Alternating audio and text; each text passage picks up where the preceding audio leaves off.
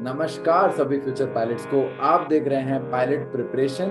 मेरा नाम है ऋषि और आज हम स्टार्ट करेंगे एक नया चैप्टर जिसका नाम है मास एंड बैलेंस, जिसको हम बहुत प्यार से पेलोड नाम से भी पुकारते हैं। ये करीब 5% वेटेज का चैप्टर है, जिसका मतलब इसके 5 क्वेश्चन डायरेक्टली नेविगेशन के एग्जाम में आ जाते हैं। तो आज आप अगर ये मेरा वीडियो पूरा देखोगे तो मैं आपको गारंटी देता हूँ कि आपके 5 मार्क्स पक्का नेविगेशन में मेरी वजह से आएंगे। दैट मीन्स 5% मेरी वजह से आएंगे, या फिर आपके ध्यान की वजह से आएंगे, आपके फोकस की वजह से आएंगे। तो आप देख सकते हो कि एक एरोप्लेन है यहाँ पे। इसको क्या बोलेंगे, पैसेंजर एरोप्लेन है, राइट? पैसेंजर प्लेन है ये। और आप देख सकते हो कि जो पैसेंजर प्लेन होता है वो कितना सुंदर शानदार दिखता है, इतना सुंदर दिखता है कि इसलिए तो पायलट बनने की इच्छा होती है ना। तो जब आप देखते हो तो ये दिखता है कि कितना जायंट है ये। और जब ये इतना जायंट है तो इसका वेट कितना ज्यादा होता होगा। इसका वेट 10,000 किलो होता होगा क्या? 20,000 किलो होता होगा? क्या होता होगा? ऑप्शन ए कि ऑप्शन बी? यानी ये ए है, ये बी है। तो ऑप्शन ए है कि बी है? दोनों गलत है एक्चुअली। ये 10,000 20,000 नहीं, ये 80,000 किलो होता है। 80,000 kg होता है।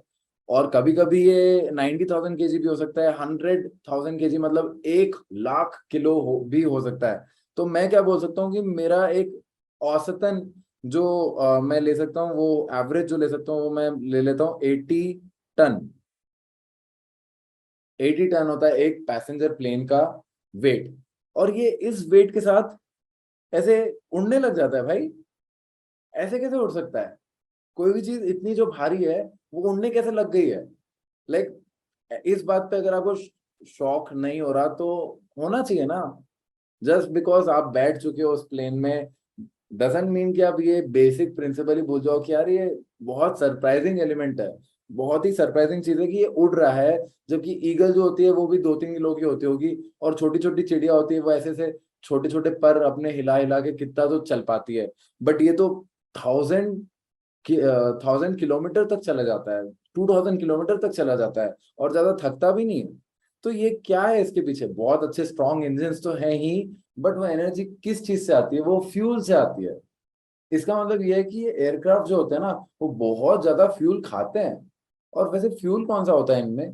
इनमें फ्यूल होता है पेट्रोल नहीं, इसमें कैरोसिन होता है। ठीक है। ये कैरोसिन क्यों होता है आप ही मुझे कमेंट सेक्शन में बताओगे। मुझे तो मालूम है, बट मैं आपका ज्ञान देखना चाहता हूँ। बहुत ज्यादा ज्ञानी बनते हो ना। तो ठीक है। तो मैं ये समझ गया कि यार ये बहुत भारी होता है। ये मैंने चेक कर लिया। पर इसके साथ साथ मैं आपको बताना चाहता हूँ कि ये उड़ जाता है और बहुत ज्यादा लोड के साथ उड़ जाता है, ये भी अपन ने बहुत सुन लिया। पर हम ये सब क्या, इससे मैं क्या प्रूव करना चाह रहा हूँ कि यार हमें हर एक केजी, हर एक किलोग्राम का हिसाब होना चाहिए।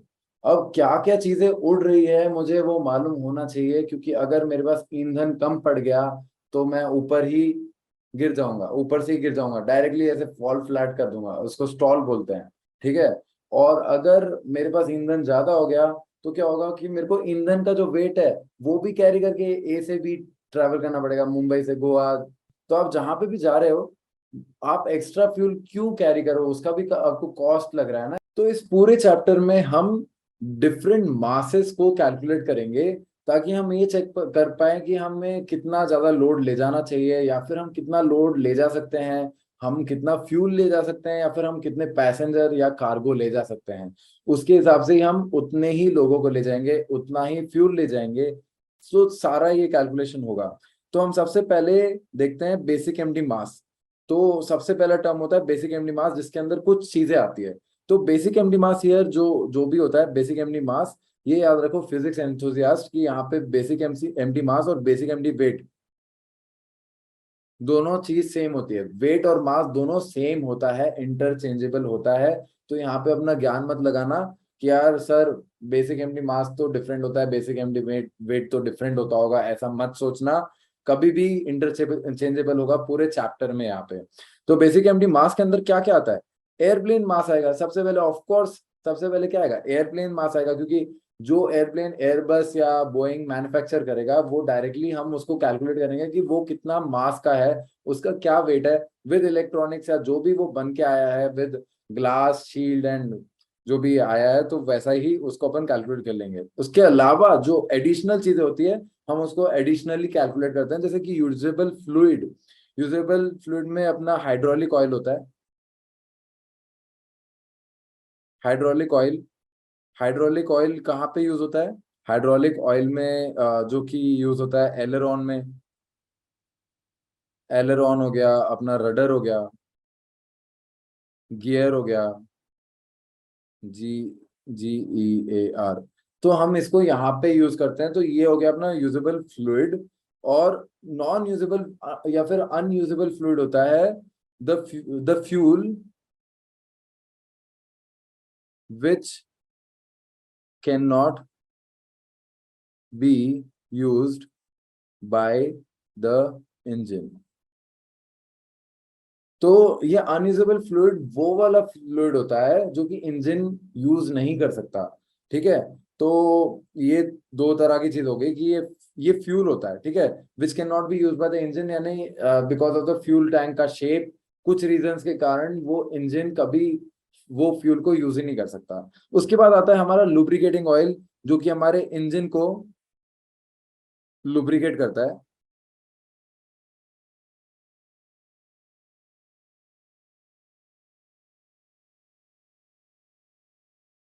मैं मालूम है ऐसा क्यों लिख रहा हूँ, ताकि आप समझ सको कि ऐसा लिखने में बहुत फायदा होता है।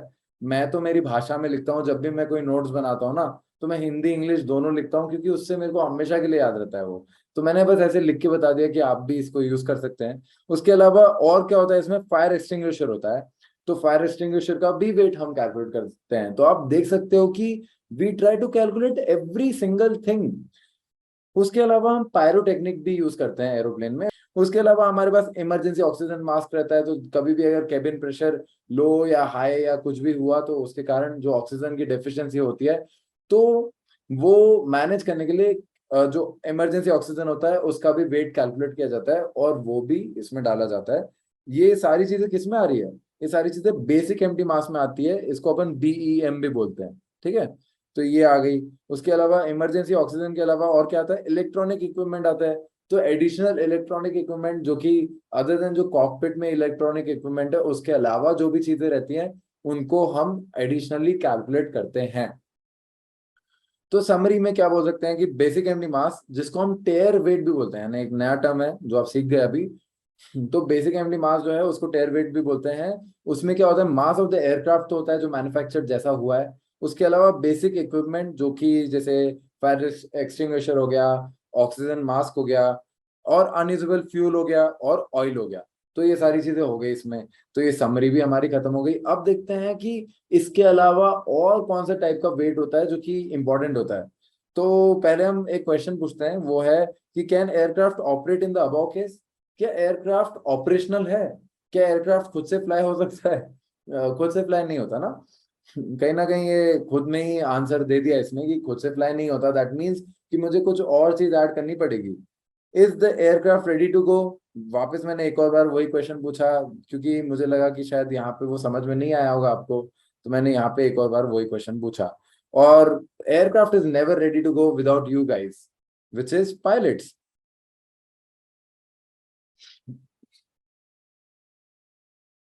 तो एयरक्राफ्ट इज लाइक, एयरक्राफ्ट अधूरा है बिना पायलट्स के और कैबिन क्रू के, क्योंकि यार एयर होस्टेस भी चाहिए रहती है और फ्लाइट अटेंडेंट्स भी चाहिए रहते हैं। तो हम बोलते हैं कि यार उनके, वो भी हमें चाहिए और वो भी चाहिए, ये भी चाहिए। तो हमें उनके साथ एडिशनली हमें क्या मिलता है? उनका बैगेज भी मिलता है।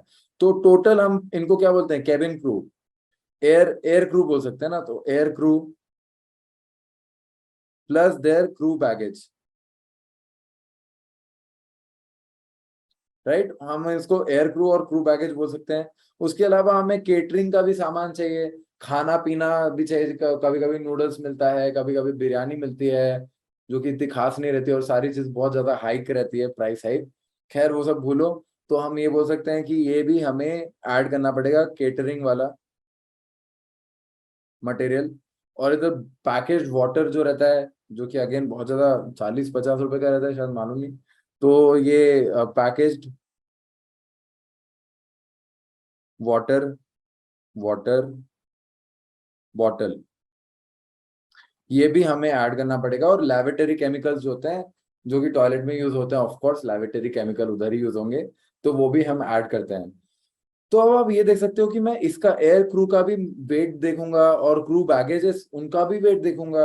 और फिर केटरिंग, ये केटरिंग है CA, ठीक है, केटरिंग का जो मटेरियल होगा उसका भी वेट कैलकुलेट करूंगा, और पैकेज वाटर बॉटल जो है उसका भी कैलकुलेट करूंगा, और लेबोरेटरी केमिकल का भी कैलकुलेट करूंगा। तो आप ये देख सकते हो कि क्या जैसे एयरक्राफ्ट का जो वेट था, और फायर एक्सटिंग्विशर है अपने पास, इमरजेंसी ऑक्सीजन है, ये जो सारी चीजें थी ये कांस्टेंट रहती है। यानी बेसिक एमटी मास जो है ना, जो भी उसके अंदर आता है वो काइंड ऑफ कांस्टेंट रहता है, वो कभी चेंज नहीं होता। एक प्लेन जैसे बोइंग 747 है, या फिर जो भी है, एयरबस 380 है, 320 है, तो हम जो भी ये एयरप्लेन्स रहते हैं इनका एक पर्टिकुलर वेट रहता है, और ये पर्टिकुलर वेट चेंज नहीं होता है। बट हम जब एयर क्रू की बात करते हैं और क्रू बैगेज की बात करते हैं, तो जैसे चेन्नई से लेके बैंगलोर तक का फ्लाइट एक पायलट चला रहा है, फिर दूसरा पायलट बैंगलोर से बैठा और वो बैंगलोर से मुंबई ले गया, तो तुम देख सकते हो कि वहां पे जो पायलट है उसका वेट चेंज हो रहा है, और उसका बैगेज का वेट चेंज हो रहा है, क्रू जो है उसका बैगेज का वेट चेंज हो रहा है, केटरिंग का सामान भी चेंज हो रहा है। जस्ट इमेजिन कि प्री ऑर्डर्स पे भी डिपेंड करता है केटरिंग। तो बहुत बार प्री ऑर्डर्स कम होते हैं, बहुत बार प्री ऑर्डर्स ज्यादा होते हैं, तो उसके हिसाब से भी हम केटरिंग का मटेरियल को आगे पीछे कर सकते हैं, उसमें भी वेट कम या ज्यादा कर सकते हैं। और वैसे ही पैकेज वाटर, तो हम क्या बोल सकते हैं, ये जो लोड है, ये जो वेट है, ये वेरिएबल है, ये कांस्टेंट नहीं है। तो मैं इसको क्या बोलता हूँ, ये सारी चीज को मैं बोलूंगा वेरिएबल लोड। ठीक है, वेरिएबल, वेरिएबल लोड, ठीक है, इसको मैं वेरिएबल लोड बोलता हूँ। और इसको हम बोलते हैं, यानी जब मैं इसको वेरिएबल लोड को बेसिक एमडी मास से ऐड करता हूं, तो मैं basic MD mass plus variable load को मैं क्या कह सकता हूँ, APS या DOM। APS क्या होता है, aircraft prepared for service. APS is nothing but aircraft prepared for service. और इसको हम एक और चीज जो बोलते हैं वो होता है DOM, that is nothing but dry operating mass. अब ठीक है, ड्राई ऑपरेटिंग मास और APS किसको बोला जाता है, बेसिक एमडी मास को बोला जाता है, और वेरिएबल लोड को बोला जाता है। जब basic MD mass plus variable load होता है तो उसको हम बोलते हैं APS या DOM। ठीक है। अब आप सोच रहे होंगे कि यार इसको DOM या फिर ड्राई ऑपरेटिंग मास क्यों बोलते हैं, क्योंकि ये ऑपरेशन कंडीशन में तो है, पर ये ड्राई है। ड्राई मतलब इसमें अभी तक हमने फ्यूल नहीं डाला है ना, ये विदाउट फ्यूल कंडीशन है, अभी तक एयरक्राफ्ट में फ्यूल नहीं डाला है, तो विदाउट फ्यूल है और विदाउट ट्रैफिक लोड है। हम ट्रैफिक लोड क्या होता है वो भी पढ़ेंगे। तो आप देख सकते हो कि what is APS, APS is nothing but BEM plus variable load, that is basic MD mass plus variable load, या फिर DOM is nothing but BEM plus variable load. So इतना समझ में आ गया, रट रट लो इसको, या फिर समझ ही लो, रटने की जरूरत नहीं है वैसे तो ये आपको याद होना चाहिए कि क्या होता है APS, basic MD mass plus variable load.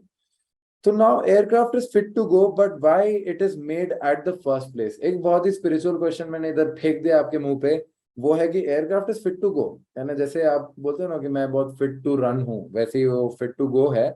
But why it is made at the first place, बहुत ही उम्दा क्वेश्चन है ये। आप सोच सकते हो इसको बनाया क्यों जाता है, ताकि जो लोग हैं वो कम्यूट कर सके, राइट। वो बहुत तेजी से मुंबई से दिल्ली जा सके, या फिर मुंबई से सीधा न्यूयॉर्क जा सके। तो वो सबसे फास्टली जाना चाहते हैं, इसलिए हम बनाते हैं। तो दैट मीन्स हम कुछ तो लैग कर रहे हैं अभी भी प्लेन में, और वो क्या है, हमारे पैसेंजर। और वो पैसेंजर को क्या बोला जाता है, पैसेंजर्स को बोला जाता है ट्रैफिक। हाँ, बिकॉज वो अगर आप देखोगे इस फोटो को तो आपको दिखेगा भी ट्रैफिक जैसा ही, करेक्ट। तो आप बोल सकते हो कि ये ट्रैफिक होता है। बट कभी कभी पैसेंजर्स नहीं बैठते हैं हर एक प्लेन में, बहुत बार कार्गो बैठता है, तो कार्गो भी बहुत भर भर के बैठता है ना, तो हम उसको भी ट्रैफिक बोल सकते हैं। तो ये ट्रैफिक है, और ये लोड होता है। लोड मतलब ये भी एक वेट की तरह ही है ना, कि हर एक पैसेंजर में कुछ तो वेट होता होगा, हर एक पैसेंजर का कुछ तो वेट है। तो वो भी हम कैलकुलेट कर सकते हैं, एक अप्रोक्सीमेट कैलकुलेशन हो सकता है, क्योंकि ऑफ कोर्स जब भी आप एयरक्राफ्ट में बैठते हो तो ऐसा तो नहीं है कि वो पूछते हैं आपका वेट क्या था, या फिर अपन को कहीं भी ये डिटेल भरनी नहीं पड़ती है। पर वो इमेजिन करते हैं कि ये अप्रोक्सीमेट वेट पैसेंजर्स का कितना होता है, उनको मालूम रहता है with the help of some data around them. ठीक है। उसके अलावा तो हम इसको क्या बोल सकते हैं, तो और क्या बोला जाता है, इसको बोला जाता है पेलोड। तो जो आपका चैप्टर का नाम है ना, पेलोड, वो यहां से ही आता है, क्योंकि मोस्ट ऑफ द टाइम आप पेलोड ही कैलकुलेट करते रह जाओगे। तो आप पे लोड से क्या समझे, ट्रैफिक लोड समझे। ट्रैफिक लोड मतलब the total mass of the passenger, यानी मास ऑफ द पैसेंजर यानी वेट ऑफ द पैसेंजर, या फिर देयर बैगेज। फ्रेट, फ्रेट मतलब गुड्स एंड सर्विस, गुड्स बोले including any non revenue load. तो सबसे पहले समझते हैं इसमें क्या क्या आता है। तो जब भी मैं बोलूं ट्रैफिक लोड, तो ट्रैफिक लोड मतलब पैसेंजर का वेट, बैगेज का वेट, पैसेंजर के बैगेजेस का वेट, और फ्रेट मतलब गुड्स या बैगेजेस का वेट, और फिर including any non revenue load that means, देखो इधर जब बैगेज बोला जा रहा था तब ये जो बैगेज है ये भी पे कर रहा था। जब हम पे लोड बोल रहे हैं ना, यहाँ पे ये जो पे लोड लिखा है, पे लोड का मतलब होता है जो पेमेंट कर रहा है, जो लोड पेमेंट कर रहा है उसको बोलेंगे पे लोड। तो देखो ये सारे जो पैसेंजर हैं इन्होंने ही पैसे भरे हैं इस फ्लाइट के लिए, नहीं तो पायलट को कोई इच्छा नहीं है इधर से उधर फ्लाई करने की जब तक कि कोई पैसेंजर बैठा नहीं है। करेक्ट। तो वो पैसेंजर ही है जो उसको पे कर रहे हैं, जो वो एयरलाइंस को पे कर रहे हैं और बोल रहे हैं कि भाई हमें प्लीज यहाँ से यहाँ तक छोड़ दो। तो दैट मीन्स कि ये पे कर रहे हैं, इसलिए उनको पेलोड बोला जाता है। और ये पेमेंट कौन कौन करता है, कार्गो वाले भी करते हैं, तो इसलिए भी उनको पेलोड बोला जाता है। तो total mass of the passenger और उनका बैगेज। अब जो एक्सेस बैगेज होता है ना, एक्सेस बैगेज जो 14 किलो से ज्यादा होगा तो एक्सेस बैगेज होता है मेरे हिसाब से। तो अगर जैसे आप 15 किलो ले जाते हो, 16 किलो ले जाते हो, तो एक्सेस बैगेज का भी अपन उनको पैसा देते हैं, तो वो भी पेलोड में आता है। तो उसके अलावा फ्रेट जो कि जैसे कोई डाक जा रहा है, स्पीड पोस्ट जा रहा है एयरलाइन से, तो वो फ्रेट हो गया। उसके बाद अलावा इंक्लूडिंग यानी non revenue load, non revenue load वो होता है जैसे कि आप जा रहे हो और आपका जो 14 किलो के अंदर जो वेट आ रहा है वो आपके साथ जा रहा है, तो आप एक्चुअली अपने सीट के लिए पेमेंट कर रहे हो और आप अपने लोड के लिए वेट पेमेंट कर रहे हो, but at the same time आप इनडायरेक्टली आप अपने बैगेज का जो कि ऊपर रहता है इसका भी पे कर रहे हो। और ये क्योंकि इनडायरेक्ट पेमेंट है इसलिए इसको बोला जाता है नॉन रेवेन्यू लोड। मतलब इसका आप डायरेक्टली रेवेन्यू नहीं दे रहे हो, इसका नॉन रेवेन्यू इसलिए बोला जाता है इसी मेथड में। ठीक है। तो आप समझ में आ गया, इसके पेलोड के अंदर क्या आता है, नॉन रेवेन्यू लोड भी आता है जो कि अटैच होता है रेवेन्यू लोड से। रेवेन्यू लोड कौन है, हम है रेवेन्यू, क्योंकि हम रेवेन्यू दे रहे हैं अपना लोड का, पर हम एक्चुअली इनडायरेक्टली अपने बैगेज का भी पे करते हैं। तो ये हो गया अपना पेलोड। अब आते हैं अपन, one more thing is required to fly. Of course एक और चीज जो हम बहुत इंपॉर्टेंट भूल गए वो है फ्यूल ऑन बोर्ड। इसमें कौन से BOARD, ठीक है, इसमें कौन से तरह के फ्यूल होते हैं। इसमें दो तरह के फ्यूल होते हैं, एक होता है BF, it is burn of fuel, और एक होता है alternate fuel. Burn of fuel को अपन एक और टर्म बोलते हैं, वो होता है ट्रिप फ्यूल। ठीक है। ट्रिप फ्यूल मतलब आप जब A से B ट्रैवल कर रहे हो तो जितना आपने हवा में रह के फ्यूल कंज्यूम किया है या बर्न किया है उसको ही अपन बर्न ऑफ फ्यूल या ट्रिप फ्यूल कहते हैं। ये दोनों इंटरचेंजेबल है और इन दोनों का नाम सेम है। दैट मीन्स जब भी बर्न ऑफ फ्यूल लिखा है तो वो उसका मतलब होगा ट्रिप फ्यूल, और ट्रिप फ्यूल मतलब बर्न ऑफ फ्यूल। उसके अलावा एक और चीज होती है FOB में, फ्यूल ऑन बोर्ड में, वो होता है अल्टरनेट फ्यूल। अल्टरनेट फ्यूल क्या होता है, अल्टरनेट फ्यूल मतलब रिजर्व फ्यूल। तो जैसे आप दिल्ली से अहमदाबाद जा रहे हो और अहमदाबाद में जैसे ही आप लैंड करना चाहते थे, बट क्या हुआ कि बहुत बुरी कंडीशन है और क्योंकि कुछ तो वहां पे प्रॉब्लम थी या फिर जो रनवे था वो फ्री नहीं था, तो आपको अपना एयरक्राफ्ट वापस उड़ाना पड़ता है, राइट। लैंड करने से पहले ही उड़ाना पड़ता है। तो आप उसको क्या बोलते हो कि एक्स्ट्रा फ्यूल चाहिए ना वो उड़ाने के लिए। जस्ट इमेजिन कि आपने दिल्ली से अहमदाबाद तक का ही फ्यूल भरा था तो आपको लैंड करना ही पड़ेगा, बट आप एक्स्ट्रा फ्यूल रखोगे ना, तो वो एक्स्ट्रा फ्यूल को बोला जाता है रिजर्व फ्यूल, जो कि यूज नहीं होता। ऑलमोस्ट 99% यूज नहीं होगा, इमरजेंसी केसेस में वो यूज होगा।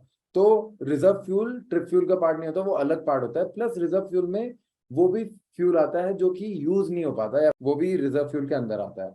तो इसके बहुत सारे रिजर्व फ्यूल के बहुत सारे पार्ट्स रहते हैं, आप क्वेश्चन देखोगे ना तो उसमें समझ में आ जाएगा। तो ट्रिप फ्यूल तो अलग से दिखेगा, एकदम सेपरेटली दिख जाएगा क्वेश्चंस में, बट जो रिजर्व फ्यूल है वो बहुत सारे डिफरेंट पार्ट्स में दिख सकता है। तो ये भी हमें चेक करना पड़ता है। तो हमें क्या समझ में आ गया कि फ्यूल ऑन बोर्ड के अंदर आता है ट्रिप फ्यूल और बर्न ट्रिप फ्यूल और रिजर्व फ्यूल, दो तरह के फ्यूल होते हैं, एक होता है ट्रिप फ्यूल और एक होता है रिजर्व फ्यूल। फिर अपन आते हैं यूजफुल लोड के अंदर। लाइक एक टर्म है यूजफुल लोड। यूजफुल लोड का मतलब होता है all the load after operation phase.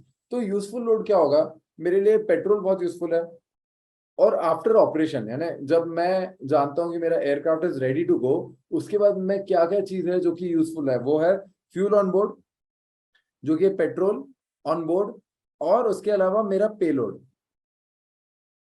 This is useful ना।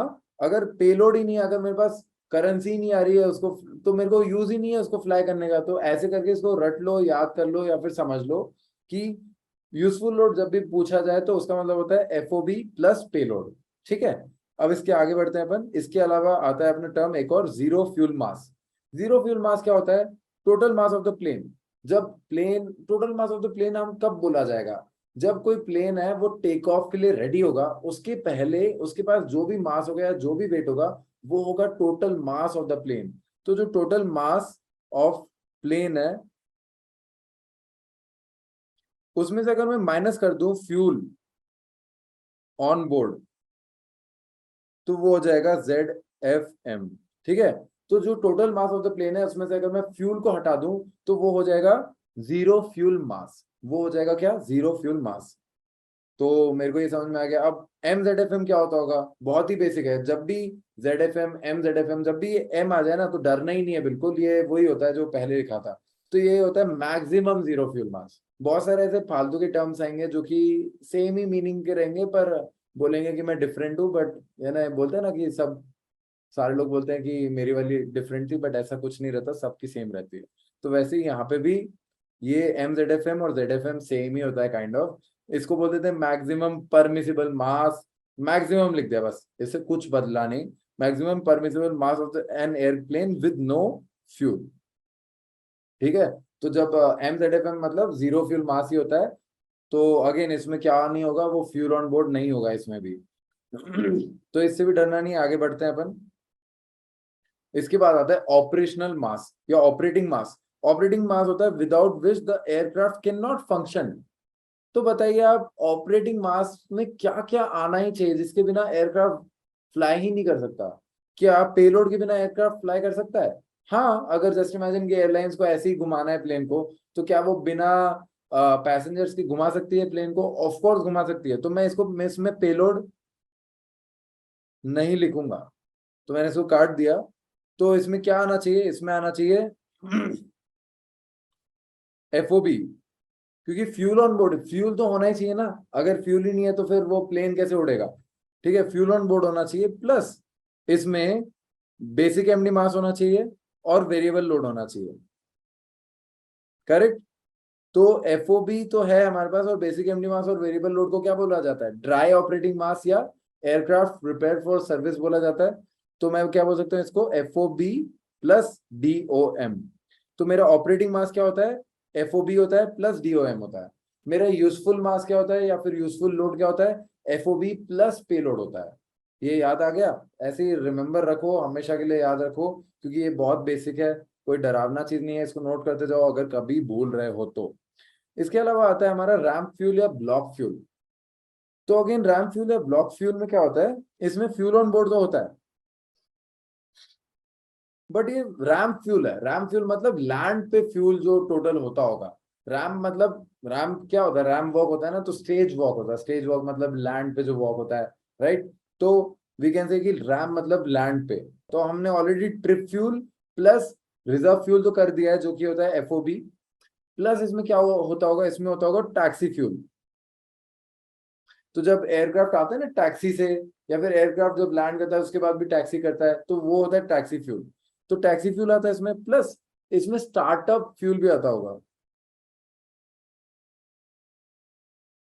करेक्ट। इसमें क्या आता है? FOB plus taxi fuel plus startup fuel. Startup fuel मतलब एयरक्राफ्ट को स्टार्ट करने के लिए जो एनर्जी चाहिए वो भी जो कंज्यूम हो रही है उसको अपन डाल देंगे यहाँ पे और बोल देंगे ये हो गया अपना स्टार्टअप फ्यूल। तो इसमें क्या आता है? रैम फ्यूल में FOB plus taxi fuel plus startup fuel. अब इसके अलावा वी नीड टू नोट, हमें इसको भी नोट करना पड़ेगा कि trip fuel does not contain any taxi fuel और स्टार्टअप फ्यूल। इसमें टैक्सी फ्यूल और स्टार्टअप फ्यूल क्यों नहीं आता ट्रिप फ्यूल में? क्योंकि आज जब हम A से B जा रहे हैं तो टैक्सी फ्यूल तो ऑलरेडी कंज्यूम हो चुका है, स्टार्टअप फ्यूल ऑलरेडी जो कि एयरक्राफ्ट स्टार्ट हो गया है तो वो भी कंज्यूम हो गया है। तो जब हम A से B जा रहे हैं तो उस दौरान हम कोई भी like we don't care about taxi fuel, क्योंकि वो टैक्सी फ्यूल तो यार लैंड पे लगेगा ना कि हवा में, राइट? तो हम बोलेंगे हवा में जो चीजें हो रही है वही ट्रिप फ्यूल में आएगी, क्योंकि वही एक जर्नी में आ रही है ना, जो एयरक्राफ्ट की जर्नी में जो फ्यूल कंज्यूम हो रहा है वही ट्रिप फ्यूल के अंदर आएगा। तो इसके बाद हम आते हैं कंटिजेंसी फ्यूल।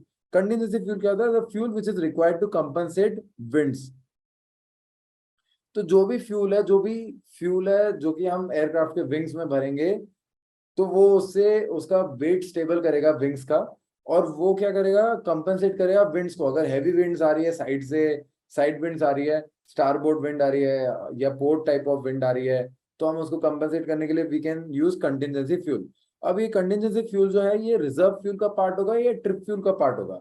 ये तो ट्रिप में यूज हो रहा है ना, तो ये ट्रिप फ्यूल का पार्ट होना चाहिए। बट क्या ये एक्चुअल में ट्रिप में कंज्यूम हो रहा है? ये ट्रिप में कंज्यूम नहीं हो रहा है। ये ट्रिप में बस ऐसे ही यानी जा रहा है, यानी स्टोर होके जा रहा है एक एक जगह से दूसरी जगह पे। तो इसको हम बोल सकते हैं ये रिजर्व फ्यूल के अंदर आता है। ठीक है, ये रिजर्व फ्यूल के अंदर आता है। उम्मीद है आपको ये वीडियो बहुत पसंद आ रहा होगा। प्लीज़ लाइक और सब्सक्राइब करना मत भूलिएगा। अपने दोस्तों को शेयर करिए और अपने सारे डाउट्स कमेंट सेक्शन में लिखिए। उसके अलावा आप हमारी डेमो क्लास ज्वाइन करिए, व्हाट्सएप पे हमसे मिलिए या फिर डायरेक्टली कॉल कर दीजिए, ताकि हम आपसे 1-on-1 एक सेशन लेके आपको सब चीज़ बताएं कि आप कैसे एयर नेविगेशन में टॉप भी मार सकते हैं। ठीक है, तो अब बहुत जल्दी से इसको पूरे को रिवाइज कर देते हैं। तो हमने सबसे पहले क्या पढ़ा? हमने सबसे पहले पढ़ा बेसिक एम्प्टी मास। बेसिक एम्प्टी मास के अंदर आता है एयरक्राफ्ट, जो मैन्युफैक्चर्ड एयरक्राफ्ट है उसका वेट आता है, फायर एक्सटिंग्विशर आता है, ऑक्सीजन मास्क आता है, पायरोटेक्निक आता है, यूजेबल नॉन यूजेबल ऑयल आता है, फ्यूल आता है, लुब्रिकेटिंग ऑयल आता है, और क्या आता है यार, लाइक इलेक्ट्रॉनिक इक्विपमेंट आता है, और भी एक दो चीज जो आती होगी वो मैं भूल रहा हूँ। उसके अलावा मैंने इसके अलावा क्या पढ़ा था? Variable load. तो वेरिएबल लोड क्या होता है? वेरिएबल लोड होता है मेरा एयर कैबिन क्रू और उनका बैगेज और लेबोरेटरी केमिकल और वाटर बॉटल ऐसे ही याद रख लो। और उसके अलावा हमारे पास जो केटरिंग का जो फूड है उसका जो वेट होता है वो भी इसके अंदर आता है वेरिएबल लोड के अंदर। इसके अलावा हमने क्या पढ़ा था? ये दोनों का मल्टी एडिशन क्या देता है हमें? हमें देता है APS, aircraft prepared for service, या ड्राई ऑपरेटिंग मास। इसको ड्राई ऑपरेटिंग मास क्यों बोला जाता है? क्योंकि इसमें फ्यूल अभी तक ऐड नहीं होता है, और इसमें ना ही टेक ऑफ, इसमें ना ही अभी तक ट्रैफिक लोड होता है। तो ट्रैफिक लोड से याद है, ट्रैफिक लोड क्या होता है? ये कुछ नहीं है, ये है पेलोड। ये क्या है? पेलोड है। तो पेलोड क्या होता है? पेलोड में आता है अपना पैसेंजर, उनके बैगेज, और नॉन रेवेन्यू लोड, और कार्गो, और फ्रेट। करेक्ट। इसके अलावा हमने क्या पढ़ा? इसके अलावा हमने पढ़ा था फ्यूल ऑन बोर्ड, जिसके अंदर आता है ट्रिप फ्यूल और रिजर्व फ्यूल। हमने ये भी पढ़ा था कि रिजर्व फ्यूल बहुत तरह के होते हैं। और इसके अलावा हमने कंटिजेंसी फ्यूल पढ़ा था, जो कि रिजर्व फ्यूल का ही पार्ट होता है। जीरो फ्यूल मास पढ़ा था, जिसमें फ्यूल नहीं होता और टोटल मास में से अपन फ्यूल ऑन बोर्ड को हटा देते हैं। उसके अलावा हमें मालूम है यूजफुल लोड क्या होता है। यूजफुल लोड होता है एफओबी प्लस पे लोड। और ऑपरेटिंग लोड क्या होता है, ऑपरेटिंग मास क्या होता है? Dry operating mass plus FOB. तो ये सारी चीज हमने देखी। अब हम आगे बढ़ते हैं। तो आगे हमें देखना है कि what is take off weight, या एमटीओएम। What is एमटीओएम? जब भी तुम एमटीओएम देखोगे, ये बहुत ही इंपॉर्टेंट टर्म है। MTOM is nothing but maximum take off mass. So जब भी ये देखोगे, बिल्कुल आपने घबराना नहीं है, सीधा इसको कर देना है। तो ये जैसे अपना प्लेन है, इतना भारी सा प्लेन ऐसे पंख लेके उड़ जाता है, तो ये इतना ज्यादा जो मास उड़ा देता है उसको अपन मैक्सिमम टेक ऑफ मास बोल देते हैं। तो maximum permissible total aeroplane mass at the start of the take off run. तो जब टेक ऑफ रन करने वाला है उसके पहले अगर अपन उसको वेट करें, तो उसको बोलेंगे मैक्सिमम टेक ऑफ मास या मैक्सिमम टेक ऑफ वेट। इसको MTOW भी कहा जाता है, क्योंकि मैंने बोला था मास और वेट क्या होते हैं? सेम चीज होते हैं। तो लेट्स गेट द MTOW। तो हम क्या करते हैं ना, हमें MTOW से बहुत ज्यादा प्यार है, और हर जगह हम MTOW ही निकालना चाहते हैं। जितने नंबर ऑफ MTOW आएंगे, हमें उतना ज्यादा वेराइटी ऑफ मास मिलेंगे, और उसका हम बहुत कुछ करने वाले हैं। तो हमें क्या करना है ना, हर चीज को MTOW में कन्वर्ट करना सीखना है। तो क्या होगा कि हमें क्वेश्चन में तीन चीज गिवन रहेगी, ये गिवन रहेगा, ये गिवन रहेगा, ये गिवन रहेगा।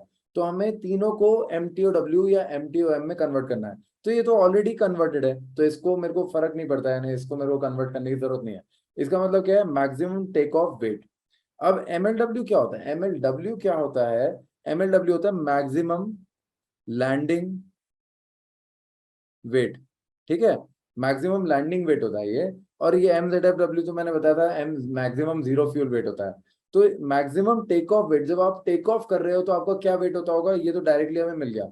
मैक्सिमम लैंडिंग वेट क्या होता होगा, अगर मुझे इसको टेक ऑफ वेट में कन्वर्ट करना करना है तो मैं क्या बोलूंगा कि क्या चीज मिसिंग होती होगी। तो जब मैं लैंड कर रहा हूँ ना, तो कुछ तो मेरे एयरक्राफ्ट में कुछ तो वेट लॉस होता है। क्यों वेट लॉस होता है, क्या मेरा एयरक्राफ्ट का स्ट्रक्चर चेंज हो जाता है क्या जब लैंड करता है, नहीं।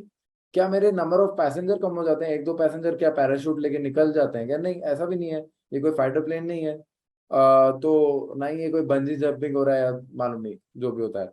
तो ये सारी चीजें तो नहीं हो रही है, तो क्या चीज है जो कि वेट लॉस कर देती होगी। याद आया, ट्रिप फ्यूल। क्या मैं इधर फ्यूल ऑन बोर्ड बोल सकता हूँ, फ्यूल ऑन बोर्ड नहीं बोलूंगा क्योंकि रिजर्व फ्यूल जो है वो तो रहेगा ही। पर ट्रिप फ्यूल जो है वो कंज्यूम हो जाता है, वो बर्न ऑफ हो सकता है, हो जाता है, और वो एयरक्राफ्ट से निकल जाता है। तो मैं क्या बोलूंगा, जो ट्रिप फ्यूल है अगर मैंने उसको ऐड कर दिया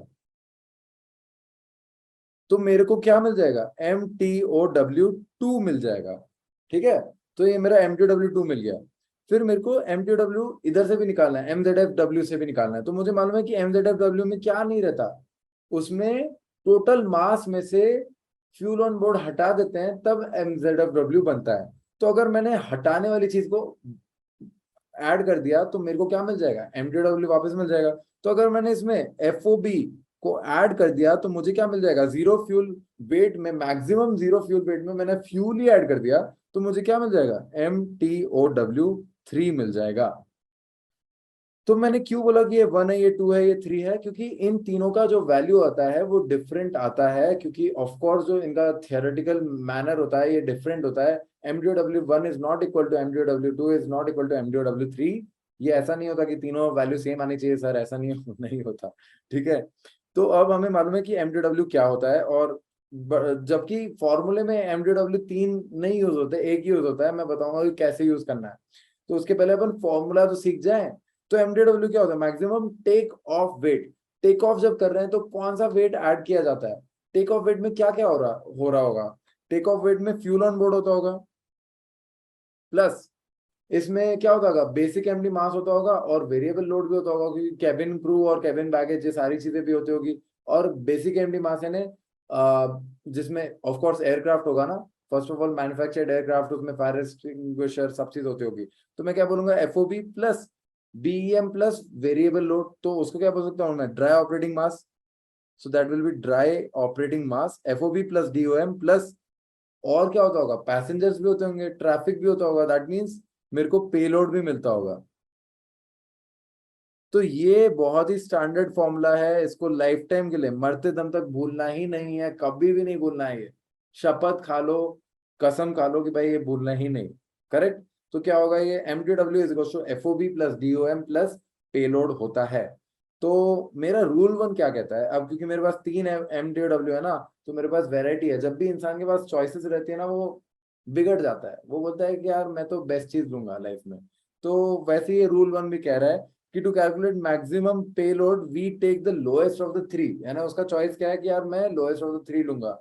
अब आप बोलोगे कि यार लोएस्ट ऑफ द थ्री क्यों लेना है, जब मुझे maximum, to calculate the maximum value of payload, अगर मुझे पेलोड ज्यादा चाहिए तो मुझे एक्चुअल में तो MTW भी ज्यादा चाहिए होना चाहिए, यानी सबसे हाईएस्ट वैल्यू को लेना चाहिए ताकि मेरा पेलोड ज्यादा है। बट ऐसा नहीं रहता है, we take the lowest of the three MTW, यानी MTW1, MTW2, MTW3 में से कौन सा वाला सबसे कम है उसको हम यहाँ पे डालेंगे।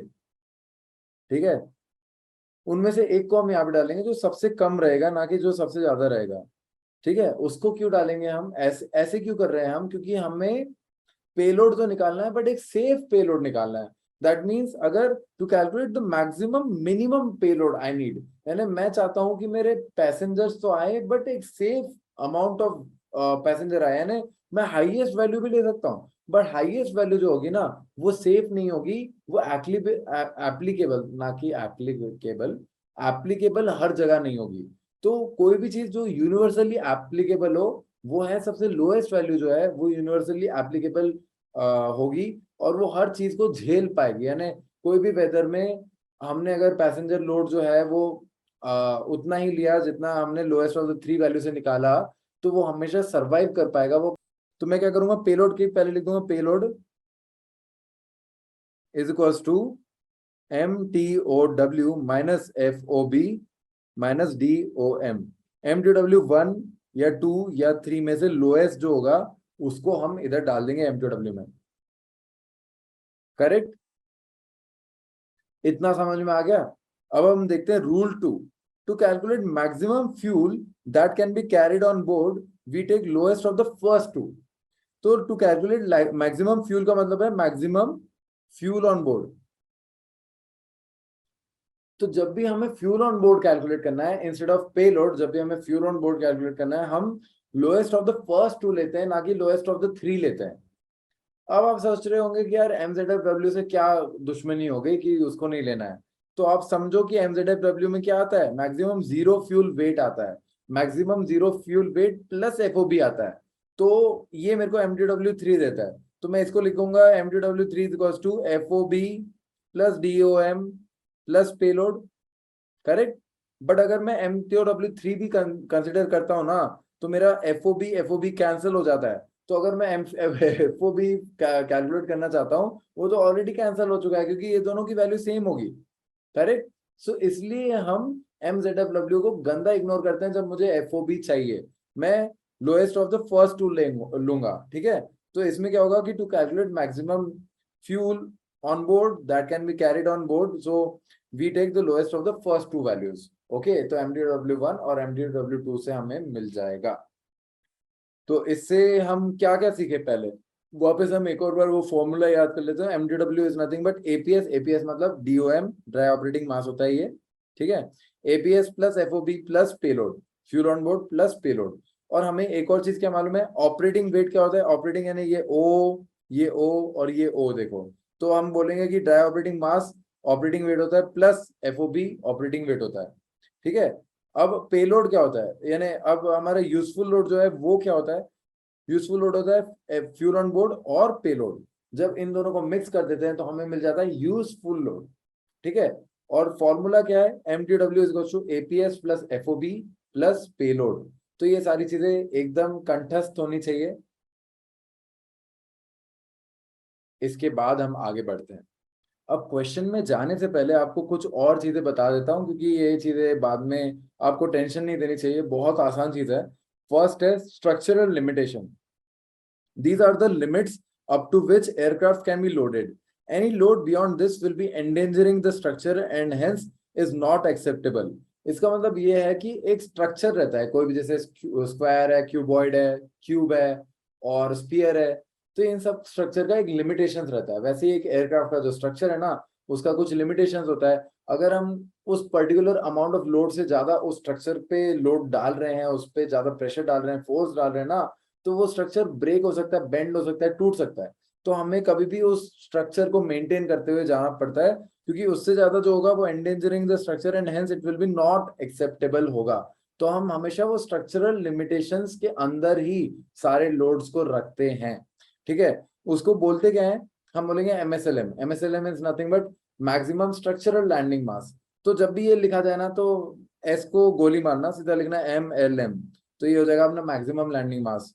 जब MSTOM लिखा जाए तो वापस एस को गोली मारो, ये हो जाएगा मैक्सिमम टेक ऑफ मास, ठीक है। MSTM क्या होगा, मैक्सिमम स्ट्रक्चरल टैक्सी मास। तो टैक्सी मास वैसे तो कहीं यूज नहीं होता, ऐसे ही डाल दिया तुम्हें अंडरस्टैंड कराने के लिए।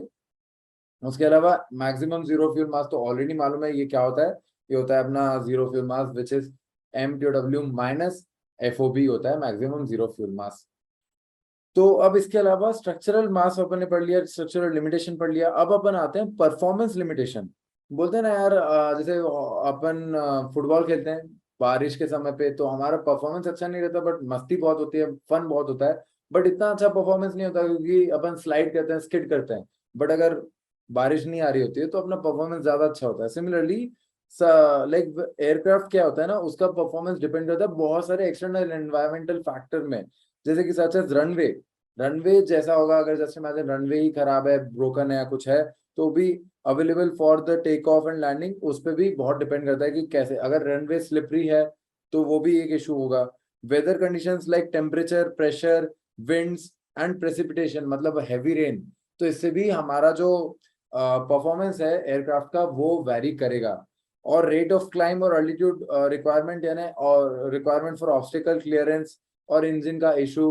तो ये सारी चीजें, ऑब्स्टिकल क्लियरेंस मतलब अगर आप न्यूयॉर्क से टेक ऑफ कर रहे हो तो स्काई स्क्रेपर से बहुत ऊपर से टेक ऑफ करना पड़ेगा, तो उसमें बहुत ज्यादा एनर्जी लगेगी और उससे परफॉर्मेंस जो है ओवरऑल एयरक्राफ्ट की वो डिक्रीज होगी, क्योंकि उसमें बहुत ज्यादा एनर्जी उसको डालनी पड़ेगी। तो जैसे आप बहुत ज्यादा जोर लग जाता है तो बॉडी पे लचक आ जाती है ना, वैसी एयरक्राफ्ट पे भी लचक आ जाती है, ऐसे समझ लो। तो ये परफॉर्मेंस लिमिटेशन होती है। और ये परफॉर्मेंस लिमिटेशन जब भी आती है ना, तो इससे क्या होता है कि ज्यादा फ्यूल कंज्यूम होता है।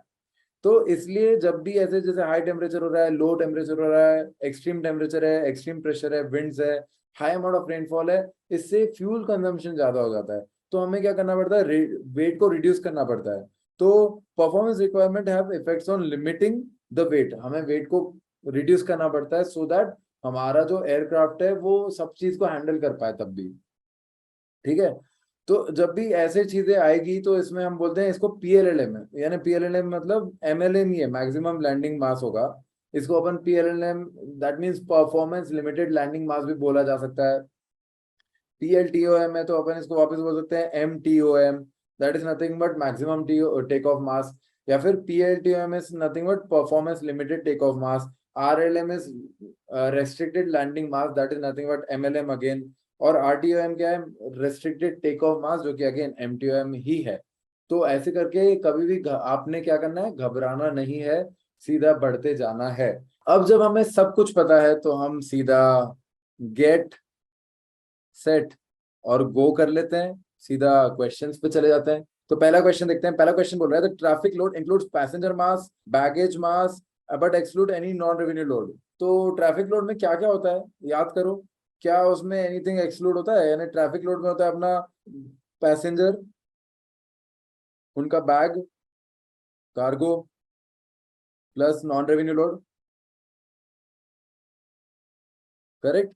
तो वो कौन सा है जो मैच कर रहा है? Include passenger mass, baggage mass and cargo mass, but exclude any revenue non revenue load.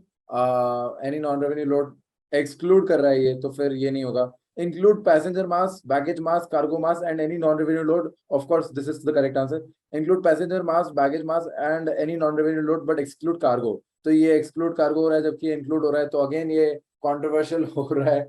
तो answer C is the correct answer. मैंने आपको टाइम ही नहीं दिया सॉल्व करने का, but you could have paused in the start itself. फिर question number 2 पे आते हैं। The DOM of an aeroplane is तो सीधा ऑप्शन देखो भी मत, सीधा समझ जाओ कि ये घुमाने की कोशिश करेगा। बट आप घूमने वालों में से हो ही नहीं, क्योंकि आप तो सब कुछ पढ़े हो, राइट? तो मैं क्या बोलूंगा कि मेरा डीओएम क्या होता है। डीओएम होता है ऑपरेशन मास, ड्राई ऑपरेशन मास। और अगर मुझे डीओएम ही निकालना है तो मैं ऑपरेटिंग लोड तो नहीं यूज करूंगा, तो मैं क्या बोलूंगा कि मेरा ये होता है एमटीओएम। एमटीओएम होता है maximum take off mass is nothing but DOM plus FOB plus payload, right? और मुझे मालूम है एफओबी प्लस पेलोड क्या होता है, यूजफुल लोड होता है। तो मैं बोल दूंगा कि डीओएम शुड बी क्या, एमटीओएम माइनस यूज लोड। क्योंकि मुझे मालूम है इससे ज्यादा टफ कुछ नहीं हो सकता है ना, इतना ही घुमा सकता है, इससे ज्यादा क्या ही घुमाएगा। तो मैंने पूरा जो भी वो घुमाने की कोशिश कर सकता है ना, मैं वहां तक पहुंच चुका हूं। अब देखते हैं options. TOM minus operating mass. TOM क्या होता है, take off mass minus operating mass. Operating mass तो ऑफ कोर्स यही होता है डीओएम, तो we can not take that as a answer. LM minus LM plus trip fuel. Landing mass plus trip fuel मुझे क्या देगा, टेक ऑफ मास दे देगा, क्योंकि landing MLM plus trip fuel क्या होता है, टेक ऑफ मास होता है। टेक ऑफ मास 2, याद है, मैक्सिमम टेक ऑफ मास 2 होता है, तो मुझे वो भी नहीं चाहिए। फिर आता है अपना useful load minus operating mass. Useful load minus operating mass doesn't make any sense at all. Then we have take off mass minus useful load. Of course, this is the correct answer. So this is the answer. Option D is the correct answer. Now let's go to the question number third. You can see how in a very bullet speed we are going from first to second to third question now. And this question will not be this easy or this fast to do. So let's see, ये भी कोई ज्यादा tough नहीं है, कर देते हैं इसको भी. MSTOM गिवन है इसमें, MSLM गिवन है, PLLM गिवन है और MZFM गिवन है. मुझे मालूम है MSTOM is nothing but maximum structural take off mass, maximum structural landing mass, performance limited landing mass, और MZFM maximum zero fuel mass होता है ये. और मेरे को ड्राई ऑपरेटिंग मास दिया है, फ्यूल टोटल फ्यूल कैपेसिटी दिया है, मैक्सिमम ट्रिप फ्यूल दिया है, कंटिजेंसी फ्यूल दिया है, अल्टरनेटिव फ्यूल दिया है, रिफाइनरी रिजर्व फ्यूल दिया है. मैंने बोला था बहुत तरह के रिजर्व फ्यूल होते हैं, आपको पहले क्वेश्चन नहीं दिखा दिया कि बहुत तरह के रिजर्व फ्यूल होते हैं. तो अब आप ये देख के एकदम घबरा जाओगे कि यार ये कैसे करना है. पर आप, अगर आपको मालूम है इसकी ट्रिक, जब भी ऐसे क्वेश्चन आए तो उसमें सबसे पहले अपन लिखेंगे MTOM, टेबल बना देंगे MTOM, MSLM, MLM, ठीक है, और MZFM. अब मुझे मालूम है कि हम lowest of the three value लेते हैं, क्योंकि MLM में हम ऐड कर देंगे प्लस ट्रिप फ्यूल, इसमें ऐड कर देंगे FOB, राइट. तो अब मुझे MTOM 1 मिल जाएगा, MTOM 2 मिल जाएगा और MTOM 3 मिल जाएगा, ये करके, राइट. और मुझे lowest of the three value लेना है. अब इसका मतलब ये है कि मेरा जो MLM है वो मेरे को एक ही चूज करना पड़ेगा. तो मेरे को MSLM और PLLM में मैं कौन सा वाला लैंडिंग मास चूज करना चाहूंगा, जो कि लो होगा. जो कि लो होगा मैं वही चूज करूंगा ना. तो मैं क्या 35,000 चूज करूंगा कि 33,000 चूज करूंगा? मैं चूज करूंगा 33,000. मैं MSLM इसलिए यूज नहीं करूंगा क्योंकि वो ज्यादा वैल्यू है, हायर वैल्यू है. मुझे लोअर वैल्यू चाहिए ना मेरे पेलोड को निकालने के लिए. Find the maximum take off mass ना, and maximum traffic load. Traffic load मतलब पेलोड. अब मुझे पेलोड निकालना है तो मैं क्या करूंगा, lowest of the three value लूंगा. तो इसलिए मैं MSLM नहीं यूज करूंगा, मैं PLLM यूज करूंगा, दैट इज 33,000. ठीक है, प्लस ट्रिप फ्यूल. अब ट्रिप फ्यूल क्या है, इसमें अल्टरनेट फ्यूल है, ये मैक्सिमम ट्रिप फ्यूल जो है वो है 9,000. तो ये हो जाएगा 9,000. ठीक है, ये हो गया अपना 42,000. करेक्ट, मेरा ये वैल्यू आ गया. अब मेरा MTOM क्या है, MSTOM है अपना 42,100. सो ये भी अपना हो गया. तो मेरे को दो वैल्यूज तो आ गई, बस मुझे फ्यूल ऑन बोर्ड अभी निकालना पड़ेगा. तो फ्यूल ऑन बोर्ड के लिए मैं क्या बोल सकता हूँ, फ्यूल ऑन बोर्ड में क्या क्या आ जाएगा, उसमें ट्रिप फ्यूल भी आ जाता है और सारे तरह के रिजर्व फ्यूल आ जाते हैं.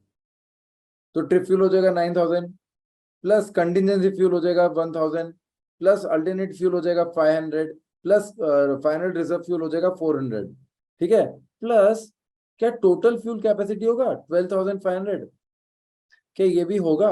ये नहीं होगा. ये क्यों नहीं होगा? वो बोल रहा है कि यार जो तुम्हारा प्लेन है ना उसके टैंक का कैपेसिटी है 12,500. तो अगर मेरे टैंक का कैपेसिटी है 12,500, इसका मतलब ये है क्या कि मेरा जो फ्यूल ऑन बोर्ड है ना, जो मैंने फ्यूल मेरे प्लेन में रखा है वो भी 12,500 होगा? नहीं, वो उससे कम ही होगा. और मैंने जैसे आपको बताया कि it depends on the trip कि वो कितना ज्यादा होगा. तो ये जो टोटल फ्यूल कैपेसिटी है ना, ये डिस्ट्रैक्टिंग वो है, डिस्ट्रैक्टिंग डेटा है. ये डिस्ट्रैक्टिंग डेटा है, इसलिए इसका कोई यूज ही नहीं है. ठीक है, कभी भी हम फ्यूल ऑन बोर्ड में टोटल फ्यूल कैपेसिटी नहीं लिखते हैं. टोटल फ्यूल कैपेसिटी तभी होगा जब आप बहुत ही लंबी जर्नी पे जा रहे हो, तब फ्यूल ऑन बोर्ड में सारा ही फ्यूल आ जाएगा, यानी जितना टैंक की कैपेसिटी है उतना. पर ऐसा जनरली कभी 100% ऑफ द केसेस में इन क्वेश्चंस में कभी ऐसा होगा नहीं. तो टोटल फ्यूल कैपेसिटी जब भी आए तो गंदी तरह इग्नोर करना है, क्योंकि वो तो यार टोटल कैपेसिटी है फ्यूल की, हमें उससे क्या मतलब. हमें तो यार फ्यूल कितना जा रहा है उससे मतलब है. तो मेरा ये हो जाएगा 9,000 प्लस 1,000, तो दैट इज 10,000, और 500 10,500, और प्लस 400 तो ये हो जाएगा 10,900. करेक्ट. तो मेरा 10,900 इधर मैं ऐड कर दूंगा. तो MZFM कितना था, MZFM था 31,000 प्लस 10,900. ठीक है, तो ये हो जाएगा 900, और ये हो जाएगा 1, ये हो जाएगा 4. तो 41,900. तो मेरा आ गया lowest of the three value. क्या है, ये 1 है, ये 2 है, ये 3 है. तो lowest of the three value है MZFM. तो ये हो गया 4 1. तो एक्चुअली मेरा आंसर ऑलरेडी आ चुका है, बट मैं तब भी आपके लिए पेलोड निकाल दूंगा, क्योंकि यार अच्छा इंसान हूं मैं. तो इसलिए 41900 इज इक्वल्स टू MZFM ही मेरा MTOM हो जाएगा. MTOM, इसको मैं पहले फॉर्मूला लिख देता हूँ आपके लिए. तो MTOM is equals to FOB plus DOM plus payload. तो मेरा पेलोड हो जाएगा यहाँ से MTOM, जो कि इसमें 41900 हो जाएगा, माइनस FOB हो जाएगा। FOB क्या है? 10900 हो जाएगा, माइनस DOM हो जाएगा। DOM क्या है अपना? DOM है अपना ऊपर गिवन है 19,000, सो दैट इज 19,000। तो मेरा इससे वैल्यू आ जाएगा 41900 minus 10900 minus 19000, it comes out to be 12,000 kg। So मेरा सही आंसर आ गया ये 12,000 kg। So option C is the perfect answer. अब क्वेश्चन नंबर 3 भी बहुत तेजी से हो गया है। क्वेश्चन नंबर 4 पे आते हैं अपन। तो क्वेश्चन नंबर 4 बोल रहा है कि MZFM is given as 47,000, MTOM is given as 62,800 and MLM is given as this. ठीक है, तो हमें वापस टेबल बना देनी चाहिए। MTOM, MLM और MZFM। ठीक है, ये तीन चीज गिवन है। ठीक है, तो MTOM क्या है? 62,800 है। इसमें मैं ट्रिप फ्यूल ऐड करता हूँ, इसमें क्या ऐड करता हूँ? FOB ऐड कर देता हूँ, जिससे मुझे क्या मिल जाता है? MTOW2, MTOW3। This is my MTOW1, this is 2, this is 3। तो 6,800 है, ये मेरा MTOW1 हो गया।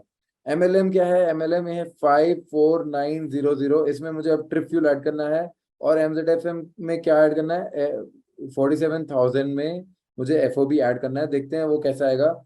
आगे बढ़ते हैं। Let us assume that there are no performance limits so that the regulated takeoff and landing masses are equal to the structural limited takeoff mass and structural limited land mass respectively। जो भी ये रामायण इन्होंने लिखी है ना, कि इसका कोई मतलब ही नहीं है, यानी ये फालतू का बकवास है, जो कि बोल दिया कि ये इसके बराबर होता है। पर मुझे केयर ही नहीं है यार, इससे मेरा क्वेश्चन को हर्ट ही नहीं हो रहा है, कुछ भी नहीं हो रहा है। तुम फालतू की कहानी बताओगे कि यार देखो इंसानों को दो आंख होती है। तो ये इन्फॉर्मेशन सही तो है, बट आई एम सॉरी, मेरे को जरूरत ही नहीं है उसकी। तो इसके आगे डायरेक्टली मूव ऑन करो। तो let us also assume that DOM is 34,000। तो ठीक है, मेरे को ड्राई ऑपरेटिंग मास मिल गया जो कि है 34,000। That the actual traffic load is 12,400। तो मुझे already actual traffic load given है। ठीक है, the take off fuel load is 16,000। So मेरा take off fuel load is nothing but 16,000, that is nothing but fuel on board. क्योंकि जब आप take off कर रहे हो तो आपके पास जितना भी फ्यूल होगा वो टोटल फ्यूल होगा। तो उसको क्या बोलेंगे? Reserve fuel plus trip fuel. So that will be nothing but fuel on board. तो ये मेरा फ्यूल ऑन बोर्ड है 16,000, और 8,000 kg of fuel was used in flight. That means ये क्या हो गया? बर्न ऑफ हो गया। इसका मतलब ये क्या हुआ? ट्रिप फ्यूल हुआ। तो 8,000 में से, इसमें से क्या है? वो है ट्रिप फ्यूल। तो can extra load be carried? If yes, how much? Extra load का मतलब क्या हो गया? पे लोड। करेक्ट। दैट मीन्स कि मुझे वापस एक और बार पेलोड निकालना है। ऑलरेडी ट्रैफिक लोड दिया है, तो मैं ट्रैफिक लोड ऑलरेडी गिवन है, तो मैं वापस क्यों निकालूंगा? मैं वापस इसलिए निकालूंगा ताकि मुझे मालूम पड़ेगी क्या एक्स्ट्रा स्पेस है भी। जैसे मेरा एक्चुअल ट्रैफिक लोड कितना है? मेरा एक्चुअल ट्रैफिक लोड है ATF, जो कि है 12,400। ठीक है, अगर मेरा जो मैक्सिमम ट्रैफिक लोड है, मैक्सिमम ट्रैफिक लोड है, अगर मेरा maximum traffic load greater than 12,400 आता है, ठीक है, तो वो अगर ग्रेटर आ रहा है, दैट मींस वो of course maximum traffic load है ना। अगर वो आ रहा है 12,400 के बराबर, तो दैट मींस कि मैं एक्स्ट्रा लोड नहीं कैरी कर सकता। बट अगर वो 12,401 भी आ रहा है, तो दैट मींस मैं 1 kg एक्स्ट्रा ऐड कर सकता हूँ, यानी मैं 1 kg का कोई छोटा सा खिलौना ही डाल सकता हूँ प्लेन में, राइट। तो कुछ भी मैं डाल सकता हूँ जिससे मेरे को पेमेंट बढ़ेगा, क्योंकि in the end of the day traffic load is nothing but पे लोड। तो मैं चाहता हूँ कि मेरे एयरक्राफ्ट में ज्यादा से ज्यादा पे लोड आए। करेक्ट। तो जितना जितना मेरे स्ट्रक्चर को हर्ट किए बिना, जितना मेरे पूरे बॉडी, एयरप्लेन की बॉडी को हार्म किए बिना जितना लोड आ सकता है, मैं उतना लोड डालूंगा। तो मैं क्या करूंगा? मेरा वापस पेलोड निकालूंगा। वो होता है जो हम पेलोड निकालते हैं ना, उसको मैक्सिमम ट्रैफिक लोड भी बोला जाता है, जो कि ये क्या है? एक्चुअल ट्रैफिक लोड है। ठीक है, तो ऐसे करके आपको दोनों चीज समझ में आ गई। तो अब मैं क्या करूंगा? पहले इसमें ट्रिप फ्यूल ऐड कर दूंगा। ट्रिप फ्यूल क्या होता है? 8,000 है इसमें, 8,000। तो ये हो जाएगा 5 की जगह हो जाएगा 6, और ये हो जाएगा 3, और ये हो जाएगा 0 0, तो ये हो जाएगा 5, ये हो जाएगा 6, ये हो जाएगा 2 9 0 0, ठीक है। और तो मेरा MTOW2 आ गया 62900, ठीक है। अब मेरा MZFM प्लस FOB है, FOB क्या है, fuel on board, this is 16,000, तो 1 6 1 2 3, तो ये हो जाएगा 6 12 13 5 6, सो आई हैव 63,000 62,900 और 62,800। तो आप देख सकते हो कि ये तीन वैल्यूज है, इनमें से लोएस्ट वैल्यू कौन सी है, 62,800 is the lowest value, correct. तो मैं इसको यूज कर दूंगा, MTOM is equals to FOB plus DOM plus payload. मुझे पेलोड निकालना है, तो पेलोड होता है मैक्सिमम पेलोड, है ना, मैक्सिमम ट्रैफिक लोड, तो मैक्सिमम ट्रैफिक लोड होता है अपना MTOM which is 62,800, correct, minus FOB अपना फ्यूल ऑन बोर्ड है अपना 16,000, minus DOM dry operating mass given था 34,000, तो ये हो जाएगा अपना 62,800 माइनस 16,000 माइनस 34,000, तो it comes out to be 12,800 kg। अब ये मैक्सिमम ट्रैफिक लोड मेरा 12,800 kg आया, और एक्चुअल ट्रैफिक लोड कितना है 12,400, दैट मींस डिफरेंस कितना आया 400 kg का। दैट मींस कि मैं मेरा पेलोड कितना बढ़ा सकता हूं, मैं 400 kg और मेरे प्लेन में डाल सकता हूं without any harm to the plane.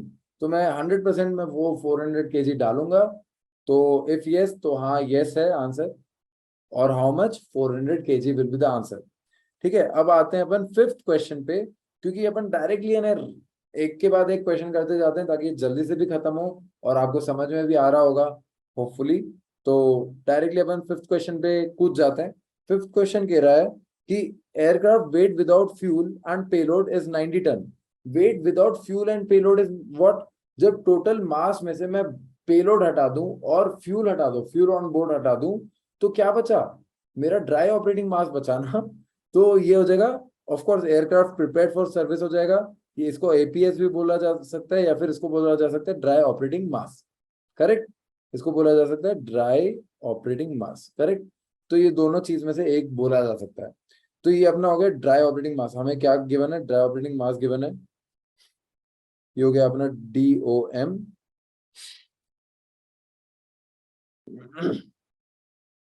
इसके अलावा क्या गिवन है, RTOW यानी रेस्ट्रिक्टेड टेक ऑफ वेट, या MTOM या फिर मैक्सिमम टेक ऑफ मास जो है वो है 167 टन। RLW यानी मैक्सिमम लैंडिंग वेट क्या है, वो है 139.55 टन, और MZFW क्या है 132 टन है। तो मेरे पास तीनों चीज वापस गिवन है, तो मैं क्या करूंगा, इसको वापस लिख दूंगा। मैं लिख दूंगा ऐसे कि ये हो गया MTOM, ठीक है, ये हो गया MLW, ये हो गया MZFW, ठीक है। तो MTOM हो गया अपना MTOM हो गया अपना 167 टन, ठीक है। इसमें ट्रिप फ्यूल ऐड करते हैं, इसमें क्या होता है FOB ऐड करना पड़ता है, जिससे मुझे सेकंड वैल्यू और थर्ड वैल्यू मिलती है। तो मैं इसमें क्या कर दूंगा, MLW जो है मेरा, MLW है मेरा 139.55, 139.55। अब इसमें मेरे को ट्रिप फ्यूल ऐड करना है। अब ट्रिप फ्यूल गिवन है क्या, ट्रिप फ्यूल यार गिवन नहीं है इस बार। रिजर्व फ्यूल है, फ्लाइट टाइम है, डाइवर्जन टाइम है, fuel through, fuel flow through out है, तो बहुत सारी चीजें गिवन है, बट मेरे को जो चाहिए वो गिवन नहीं है। तो पहले मुझे ट्रिप फ्यूल निकालना पड़ेगा। तो ट्रिप फ्यूल निकालने के लिए पहले अपन देखेंगे फ्लाइट टाइम क्या है, 3 आवर 33 मिनट है, डाइवर्जन टाइम क्या है 51 मिनट है, और फ्यूल फ्लो थ्रू आउट क्या है 2.5 टन पर आवर। तो अगर मेरे को 2.5 टन जो है वो फ्यूल कंज्यूम हो रहा है पर आवर मुझे मालूम है, तो मेरे को ट्रिप फ्यूल इधर से ही मिलने वाला है। तो मुझे टोटल टाइम मिला है, और मुझे मालूम है कि रेट क्या है, रेट ऑफ फ्यूल फ्लो क्या है, तो ton per hour multiply by that particular flight time will give me trip fuel. तो ट्रिप फ्यूल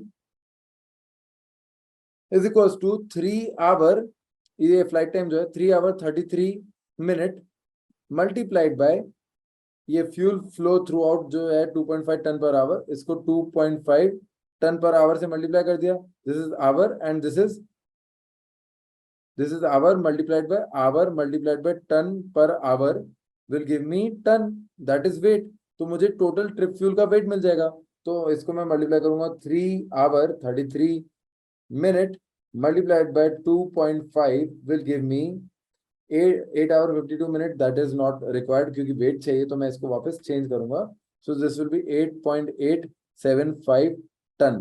ठीक है, मेरे को ट्रिप फ्यूल मिल गया 8.875 टन। ठीक है, और इसको मैं ऐड कर दूंगा तो मुझे मिल जाएगा 139.5 पैसे मैंने ऐड कर दिया, तो मेरे को मिल गया answer 148.425 ton.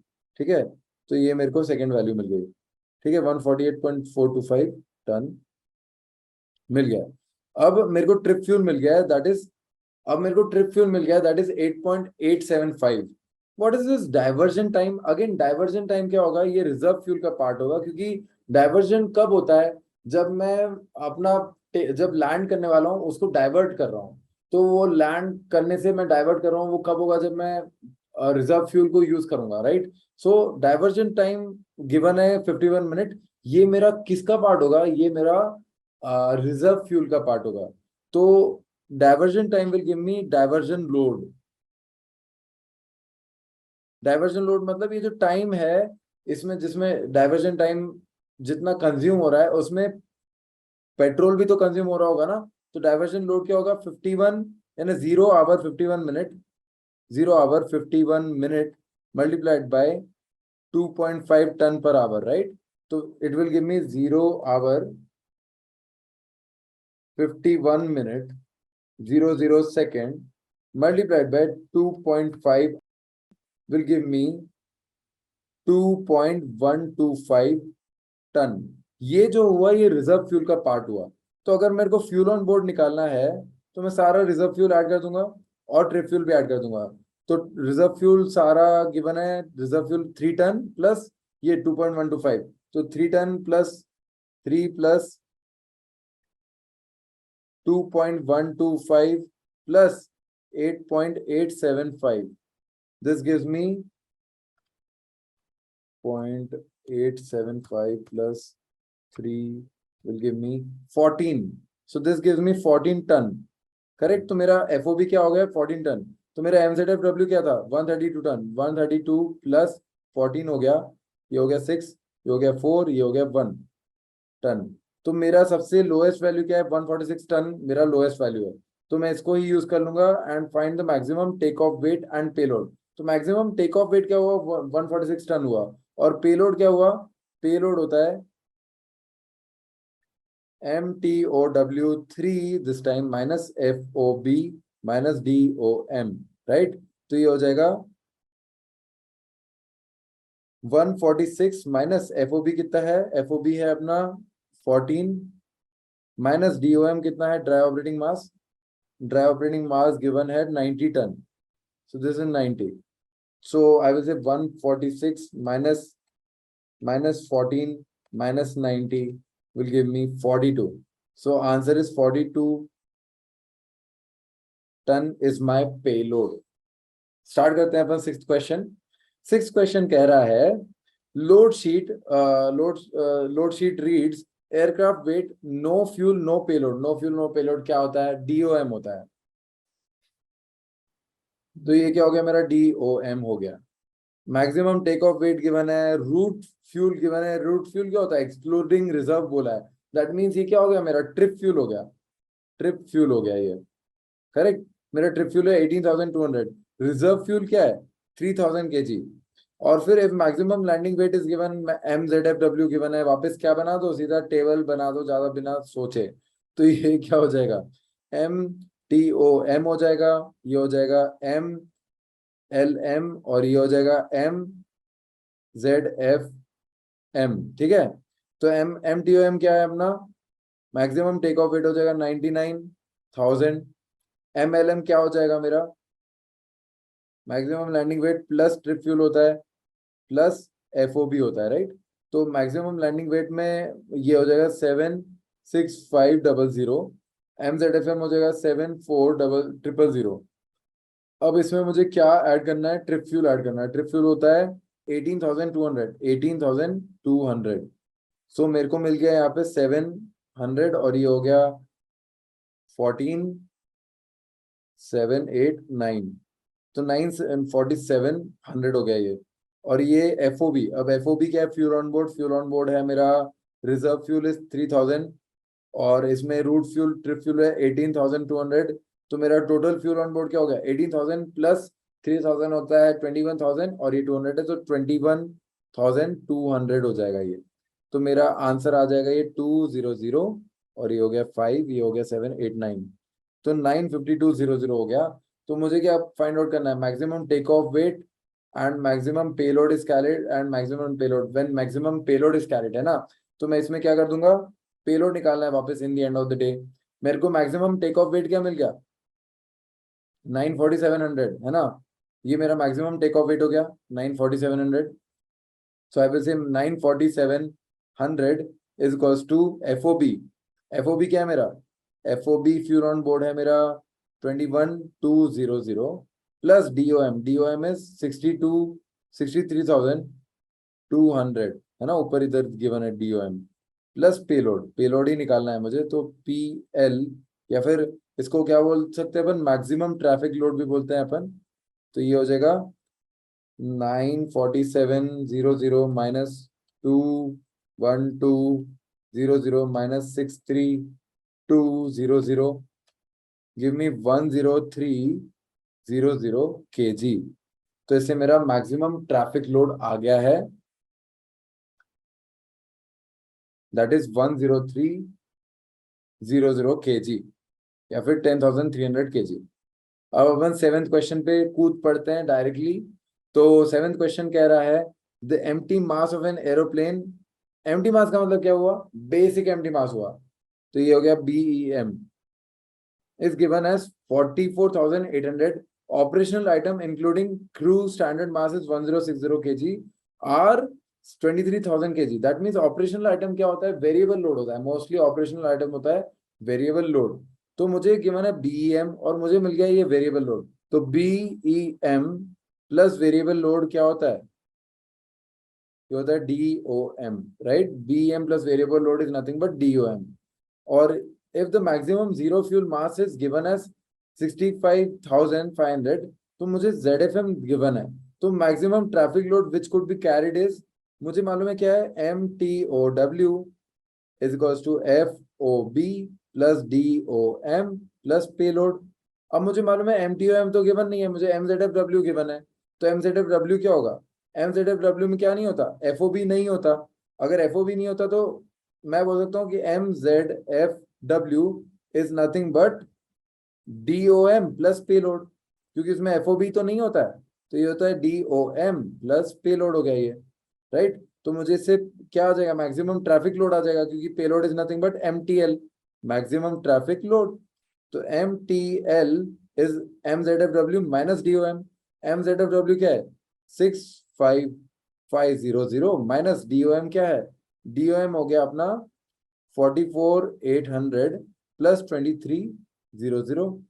So this will be 65500 minus 44,800 minus 2300. This comes out to be 184,000 kg. So this will be option C is the correct answer. अब 8th क्वेश्चन पे चलते हैं हम बहुत जल्दी से। 8th क्वेश्चन कह रहा है कि determine the landing mass of the following single engine aeroplane, standard empty mass is this. तो हमें अपना बेसिक एम्प्टी मास क्या मिल गया है, BEM मिल गया हमें ये 1764 LB, करेक्ट। उसके बाद ऑपरेशनल इक्विपमेंट क्या दिया है, ये होता है वेरिएबल लोड, तो वेरिएबल लोड है ये। फिर pilot front seat passenger and pilot plus front seat passenger, तो ये क्या है, ये मिक्सचर है अपना वेरिएबल लोड का और फ्रंट सीट पैसेंजर मींस पे लोड। तो ये वेरिएबल लोड प्लस पे लोड है अपना 300 LB। तो ये पूरा पे लोड नहीं है, कार्गो मास भी अपने जो कि है 350 LB और फिर रैम फ्यूल या ब्लॉक फ्यूल है 60 गैलन और ट्रिप फ्यूल गिवन है और फ्यूल डेंसिटी गिवन है। तो अभी हमें गैलन को फर्स्ट एलबी में कन्वर्ट करना पड़ेगा। तो मैं 60 गैलन को मल्टीप्लाइड बाय 6 एलबी पर गैलन कर दूं, 6 एलबी पर गैलन। तो फिर मेरे को क्या मिल जाएगा, गैलन एलबी मिल जाएगा। तो 360 एलबी हो जाएगा। और इसको मल्टीप्लाइड बाय अगेन वो कर दूंगा इंटू 6। तो ये हो जाएगा 6 5 30, 6 3 18, 19 20 21 एलबी। ओके, तो मुझे मेरा ट्रिप फ्यूल मालूम पड़ गया, वो है 210 एलबी और ये 360 एलबी रैम फ्यूल। अब मुझे क्या फाइंड आउट करना है, मुझे फाइंड आउट करना है determine the landing mass. Landing mass मुझे कैलकुलेट करना है। अब लैंडिंग मास क्या होता है, total empty mass, total take off, maximum take off mass होता है क्या वो मैक्सिमम टेक ऑफ मास नहीं होता है। लैंडिंग मास में क्या नहीं रहता, उसमें ट्रिप फ्यूल नहीं रहता। तो मुझे कुछ ऐसा चाहिए जो कि पूरा तो हो, यानी maximum take off mass minus trip fuel will be my answer, correct. तो मुझे चाहिए MTOM minus trip fuel, because that is nothing but MLW, correct. तो मेरे पास क्या है यहाँ पे, रैम फ्यूल है या ब्लॉक फ्यूल है, रैम फ्यूल या ब्लॉक फ्यूल में पूरा फ्यूल आता है। तो हम क्या करेंगे, इस रैम फ्यूल या ब्लॉक फ्यूल में वैसे तो टैक्सी फ्यूल भी आता है, पर टैक्सी फ्यूल हमने इसमें नेग्लिजिबल माना है। क्यों? क्योंकि टैक्सी फ्यूल कहीं गिवन नहीं है। अगर वो चाहता कि हम टैक्सी फ्यूल माइनस करें तो फिर वो टैक्सी फ्यूल देता सेपरेटली, बट क्योंकि उसने नहीं दिया है तो हम मानेंगे कि वो नेग्लिजिबल है, तो उसको हम इग्नोर कर देंगे, उसको हम हटा नहीं पाएंगे। यहाँ पे MTOM क्या हो जाएगा मेरा, payload plus dry operating mass plus fuel on board minus trip fuel is equals to MLW। ठीक है, तो मेरा पेलोड क्या है यहाँ पे, तो मेरा पेलोड यहाँ पे क्या है, कार्गो है 350 का। तो 350 कार्गो हो गया, प्लस कार्गो मास है, उसके अलावा ये 300 जो पैसेंजर सीट्स हैं, तो ये मेरा पेलोड हो गया। प्लस मेरा जो पायलट का है वो भी 300 था, यानी 300 mixture of pilot plus passenger है, तो ये मेरा ड्राई ऑपरेटिंग मास हो गया। और ड्राई ऑपरेटिंग मास में और क्या है, ऑपरेशनल इक्विपमेंट है 35 प्लस मेरा स्टैंडर्ड एम्प्टी मास है 1764। तो ये मेरा टोटल हो जाएगा पेलोड, और ये हो जाएगा मेरा ड्राई ऑपरेटिंग मास, और ये इसके बाद आ जाएगा fuel on board. Fuel on board क्या होगा मेरा, ब्लॉक फ्यूल। ब्लॉक फ्यूल अपना फ्यूल ऑन बोर्ड है, उसमें जिसमें टैक्सी फ्यूल भी होता है, but we don't care about that, we will ignore that and will say 360 is my total fuel, that is my fuel on board. Minus कर देंगे, मैं माइनस कर देंगे trip fuel, so that is 210। so this will be my MLW. So MLW is equals to, so this is FOB. Okay, so this is 350 plus 300 plus 35 plus 1764 plus 360 minus 210. So I got the answer as 2599 kg. Sorry, LB. So I got the question number 8 का answer. अब अपन जाते हैं question number 9 में। 9 कहता है कि maximum structural take off mass is 48,000 kg, maximum structural landing mass is 44,000 and zero fuel mass is also given. तो maximum structural take off mass, maximum structural landing mass और maximum zero fuel मास, ये तीनों दिया है मैंने, इसको ऐसे ही बना दिया इस बार। ये होगा, इसमें प्लस ट्रिप फ्यूल होगा, इसमें प्लस FOB होगा। मैं ऐसे ही रट के लिख देता हूँ, है ना, मेरे को मालूम है कि उसका बैकग्राउंड भी, but I just put it like this, है ना। तो इससे बहुत फायदा होता है। इससे ये हो जाएगा 48,000 और ये हो जाएगा 44,000 और ये हो गया अपना 36,000। इसमें मैंने टैक्सी फ्यूल है, ये कंटिजेंसी फ्यूल है। टैक्सी फ्यूल तो कोई मैंने यूज ही नहीं है इसका, तो हम टैक्सी फ्यूल को तो पहले ही काट सकते हैं वैसे तो, बट ठीक है अभी नहीं काटते हैं। कंटिजेंसी फ्यूल है, अल्टरनेट फ्यूल है। मैं क्यों नहीं काटा टैक्सी फ्यूल को, क्योंकि ब्लॉक फ्यूल भी गिवन हो सकता है। तो कंटिजेंसी फ्यूल है, अल्टरनेट फ्यूल है, फाइनल रिजर्व फ्यूल है, तो ये जो तीन फ्यूल है, contingency fuel, alternate fuel and final reserve fuel, ये टोटल क्या हो गया, मेरा रिजर्व फ्यूल हो गया, ओवरऑल रिजर्व फ्यूल। और ट्रिप फ्यूल मेरा 9000 है। तो मेरा एफओबी क्या हुआ, एफओबी हुआ contingency fuel 900 plus alternate fuel 800 plus final reserve fuel 1100 plus trip fuel 9000। Correct. So ये मेरा हो गया 900 प्लस 800 प्लस 1100 प्लस 9000। सो ये टोटल हो गया 11800 kg। ठीक है, ये मेरा एफओबी हो गया। And what about my next thing which is trip fuel. Trip fuel is how much, 9000 kg।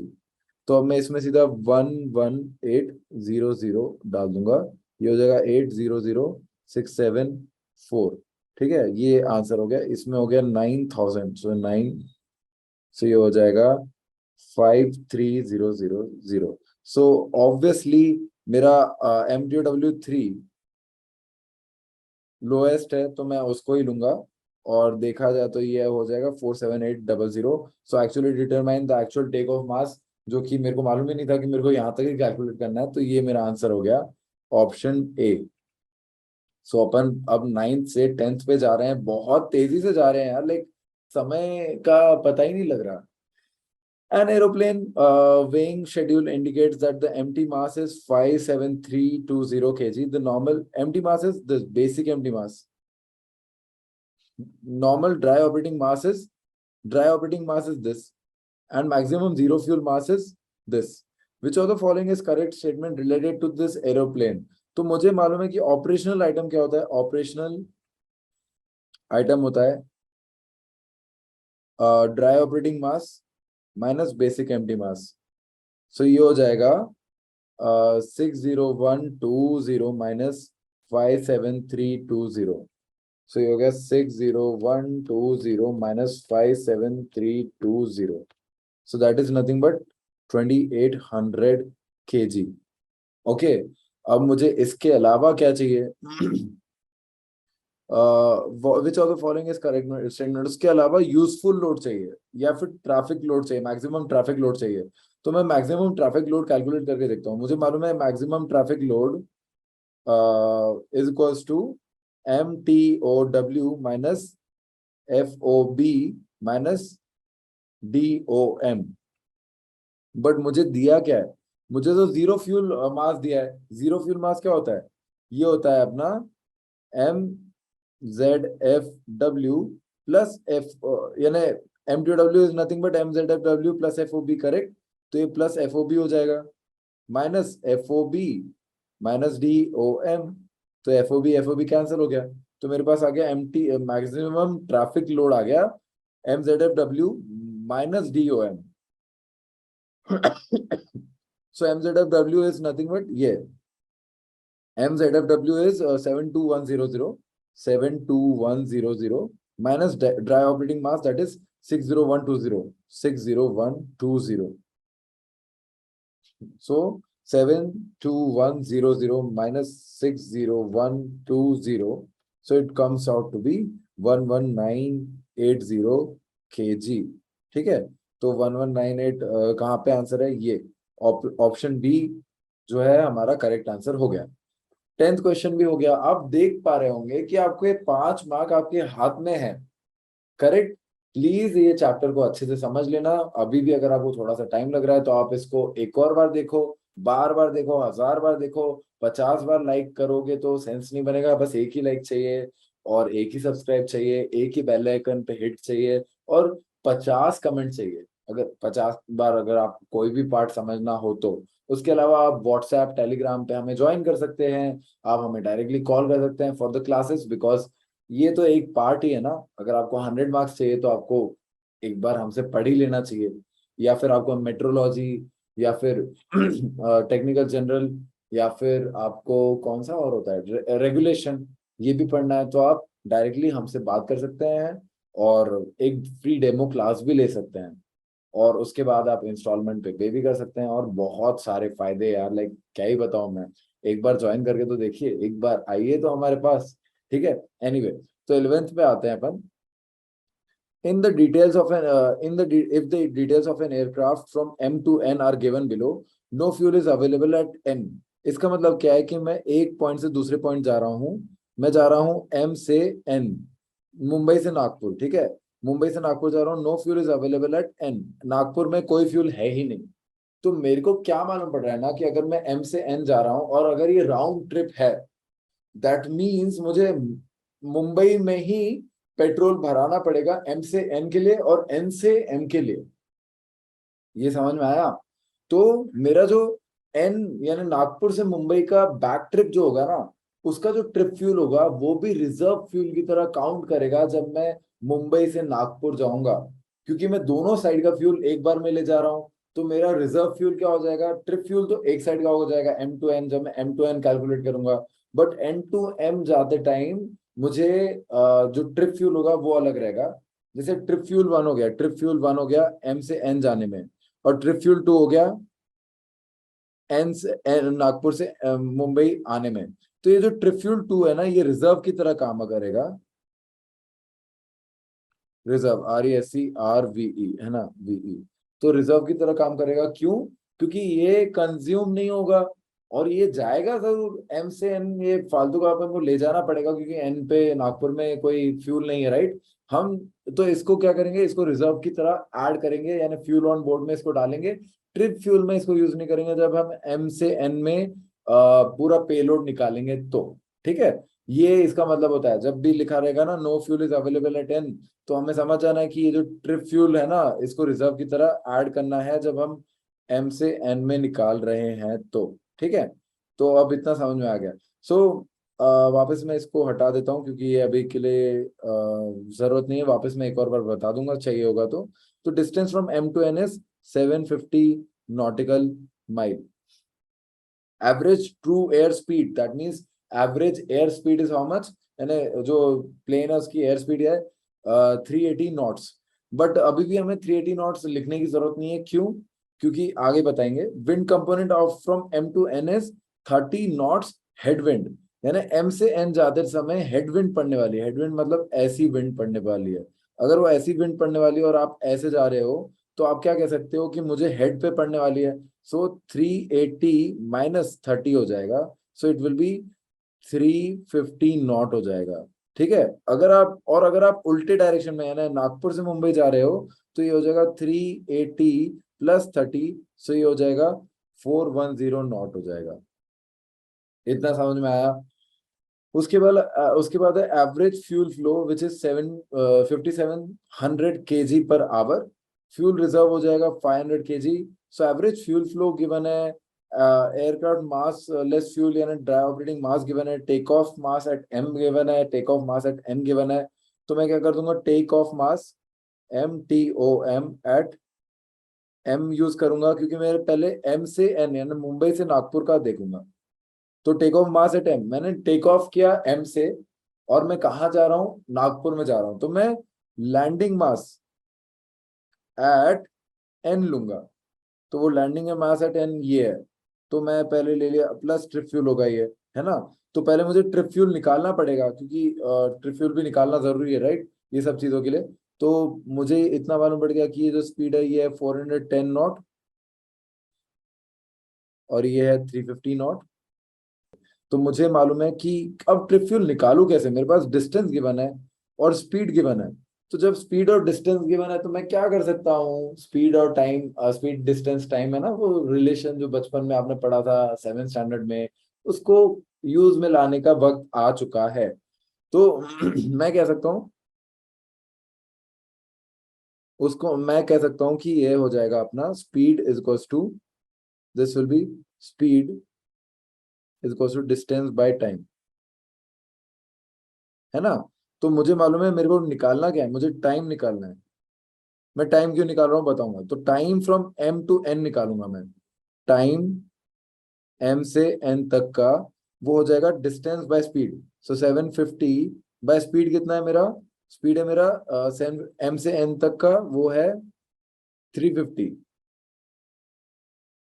350, तो मैं लिख दूंगा 750 divide by 350, that is equal to 2 hour 8 minute, so this is 2 hour 8 minute 34 second, ठीक है। और time N to M कितना है, वो है 750 बाय 410, है ना, वो हो जाएगा 410, सो वो हो जाएगा 750 divide by 410, so it comes out to be 1 hour 49 minute 45 second, ठीक है। 1 आवर 49 मिनट 45 सेकेंड, ठीक है। टाइम एम एन और टाइम एन एम, ये दोनों मुझे मालूम पड़ गया है। अब मुझे दोनों टाइम मालूम पड़ गया है, अब मैं क्या करूं यार, लेकिन मेरे को समझ में नहीं आ रहा। अब मेरे को क्या करना चाहिए, बहुत आसान है। इसके बाद आपको मालूम होना चाहिए कि आपके पास ऑलरेडी ये दिया है, क्या कहते हैं, ये average fuel flow. Average fuel flow को यह है केजी पर आवर, तो KG per hour multiplied by hour will give me what, KG, right. तो मेरे को अगर मैं टाइम को मल्टीप्लाई कर दूंगा विद एवरेज फ्यूल फ्लो, तो मुझे क्या मालूम पड़ जाएगा, वो पूरा ट्रिप में कितना फ्यूल कंज्यूम हो गया वो मुझे मालूम पड़ जाएगा। तो ट्रिप एम एन में कितना कंज्यूम हुआ, that is 2 hour 8 minute 34 second multiplied by 5700, so this is nothing but 2 hour 8 minute 34 second multiplied by 5700, so this comes out to be, it comes out to be ये 121.13 kg, ठीक है। और trip N M क्या हो गया, trip N M हो गया अपना 1 hour 49 minute 45 second multiplied by 5700, so it comes out to be 1 hour 49 minute 45 second multiplied by 5700, so it comes out to be ये 10426 kg। अब मेरे पास दोनों ट्रिप फ्यूल आ गए हैं, दैट इज ये और ये। अब मुझे पहले FOB भी निकाल ही लेता हूं मैं, है ना, ताकि बाद में गलती ना हो। तो FOB MN कितना होगा, वो होगा 12213.8 प्लस जो रिजर्व फ्यूल है वो है 500 kg, सो फ्यूल रिजर्व है 500 kg, सो ये रहा 500 kg। इतना ही हुआ क्या, मैंने आपको बताया था कि ट्रिप एम मुंबई से नागपुर के लिए हमने नागपुर से मुंबई का जो ट्रिप फ्यूल है वो भी रिजर्व में रखा था, तो हम इसको भी ऐड करेंगे, तो ये हो जाएगा प्लस 10426, ठीक है। ये हो जाएगा अपना पूरा, ठीक है, ये हो जाएगा हमारा पूरा रिजर्व फ्यूल। तो ये हो गया अपना प्लस 500 प्लस 12213.8, तो ये हो गया अपना टोटल 23140 kg, ठीक है। और FOB NM भी निकाल लेते हैं, FOB NM क्या होगा अपना 10426, इसमें क्या MN का आएगा क्या, ये नहीं आएगा क्योंकि ये तो बर्न ऑफ हो चुका है ना, ये तो बर्न हो चुका है। जब नागपुर से मुंबई वापस जा रहे हैं तब तक तो ये मुंबई से नागपुर वाला तो बर्न ऑफ हो चुका है। प्लस 500 लिखेंगे रिजर्व फ्यूल जो भी है ऊपर गिवन इन द क्वेश्चन, ठीक है। तो ये हो जाएगा अपना 10426 प्लस 500, तो ये हो जाएगा 10926 kg। अब तो बहुत सारी चीजें मालूम पड़ गई है यार, बस इसको सॉल्व करने की देर है। तो MTOM हो गया अपना, MTOM is maximum take off mass at N, that is 9100 kg, 91000 kg, ठीक है। उसके अलावा MLM कितना दिया है, MLM है 77500 प्लस ट्रिप फ्यूल है, ट्रिप फ्यूल क्या है, ट्रिप फ्यूल है 12213 so this is nothing but 12213.8 plus 77500, so it comes out to be 89713.8, ठीक है। ये हो गया, तो ये कम है, राइट। अगर ये कम है तो हम इसको यूज करेंगे। फॉर्मूला क्या होता है, maximum take off mass is equal to payload plus FOB plus DOM, right. तो मेरे को ट्रैफिक लोड ही निकालना है, तो M maximum traffic load is equal to 89,713.8 minus FOB fuel on board कितना है, ये है फ्यूल ऑन बोर्ड है 23140 minus FOB minus DOM। Dry operating mass कितना है, ड्राई ऑपरेटिंग मास गिवन ही होगा 100%। कुछ ज्यादा कॉन्फिडेंट हो गया क्या मैं? ड्राई ऑपरेटिंग मास, हाँ ये रहा, ड्राई ऑपरेटिंग मास है ये वाला, DOM। ओके, दिख नहीं रहा होगा, इसको मैं एक और बार कर देता हूँ, ये रहा DOM। तो ये मेरा ड्राई ऑपरेटिंग मास है, और वो कितना है, 52,000 है। 52,000 है तो 52,000, तो ये हो गया मेरा -23,140 minus 52,123। So this turns out to be 14573.8 kg। ठीक है, तो मेरा maximum take off load MN मिल गया। So that is 14573, exactly the right answer I have got, that is this one या this one होना चाहिए, है ना, 14573। So I am at the right track, I have calculated it correctly, I got the, यानी थोड़ा confirmation मिल गया। अब मैं maximum take off load at NM लूंगा। NM क्या होगा मेरा, अगेन मेरे को निकालना पड़ेगा, तो पहले मैं अगेन एक टेबल बना दूंगा, टेबल बनाऊंगा MTOM एट MTOM एट, मैं टेक ऑफ कहाँ से कर रहा हूँ, नागपुर से, और मैं लैंड कहाँ पे कर रहा हूँ, MLM एट मुंबई, राइट। तो मैं दोनों लिख दूंगा ऐसे, इसका क्या हो जाएगा, ये हो जाएगा अपना 8800, और ये हो जाएगा हमारा 7500, और फिर मैं इसमें प्लस ट्रिप फ्यूल करूंगा, तो ट्रिप फ्यूल मेरा इस बार क्या होगा, 10426 होगा। तो ये हो जाएगा 42658, 85426। अगेन ये कम है, अगर ये कम है तो मैं इसको वापस यूज कर लूंगा, इसको पहले मैं छोटा कर देता हूँ, जगह ही नहीं है। तो ये हो जाएगा अपना 85426 is equals to FOB plus DOM plus payload. FOB कितना है मेरा, FOB हो जाएगा NM वाला ये, सो 10926 plus dry operating mass is 52,000 I think, हाँ वो 52,000 है, सो 52,000 प्लस पेलोड या मैक्सिमम ट्रैफिक लोड MTL, तो MTL NM will be 85426 minus 10926 minus 52,000, so that is 22500 kg. So that is 22500 kg, that comes out to be first. So option A is the correct answer. We have got the 11th question as well, and this was little lengthier, but was it little tough? No. एक बार इसको देखा, दो बार देखा, और आपको सब कुछ समझ में आ जाएगा। हम जाते हैं 12th क्वेश्चन पे, जो कि हमारा आखिरी क्वेश्चन है, तो आप कहीं मत जाना, और इसके बाद भी कहीं मत जाना यार, इतना ज्यादा हेल्प कर रहे हैं, तो आप डोनेट भी कर सकते हो और आप हमारे साथ ज्वाइन भी कर सकते हो। सो 12th क्वेश्चन क्या कह रहा है, 12th कह रहा है कि an aircraft is to fly from A to B। Again मैं A से B जा रहा हूँ, वापस A से B जाऊंगा, फ्लाई करूंगा A से B, ठीक है। और maximum take off mass structure limited, maximum take off mass structure limited is this, maximum mass without fuel and traffic is this, is क्या है, ये DOM है ना। और फ्यूल रिक्वायरमेंट है गिवन नीचे, और PLLM लैंडिंग मास है 64,000, और इसके बाद फ्यूल रिक्वायरमेंट क्या है कि for flight A to B this is trip fuel, so this is 16,000 and reserve fuel is 8,000 lb, ठीक है। if the aircraft land at B after having consumed 500 lb of reserve fuel, इस बार क्या हुआ है कि मेरा जो रिजर्व फ्यूल था, जो मैं हमेशा बोलता था कि रिजर्व में रहेगा, वो ट्रिप फ्यूल में काउंट होगा, क्यों, क्योंकि having consume 500 lb of reserve fuel. अगर तुम कंज्यूम कर रहे हो रिजर्व फ्यूल को व्हाइल फ्लाइंग, दैट मींस वो किस चीज का पार्ट बन चुका है, वो ट्रिप फ्यूल का पार्ट बन चुका है। What is the maximum traffic load that can be carried, बहुत ही आसान क्वेश्चन है, कोई ज्यादा इशू नहीं आएगा इसको करने में।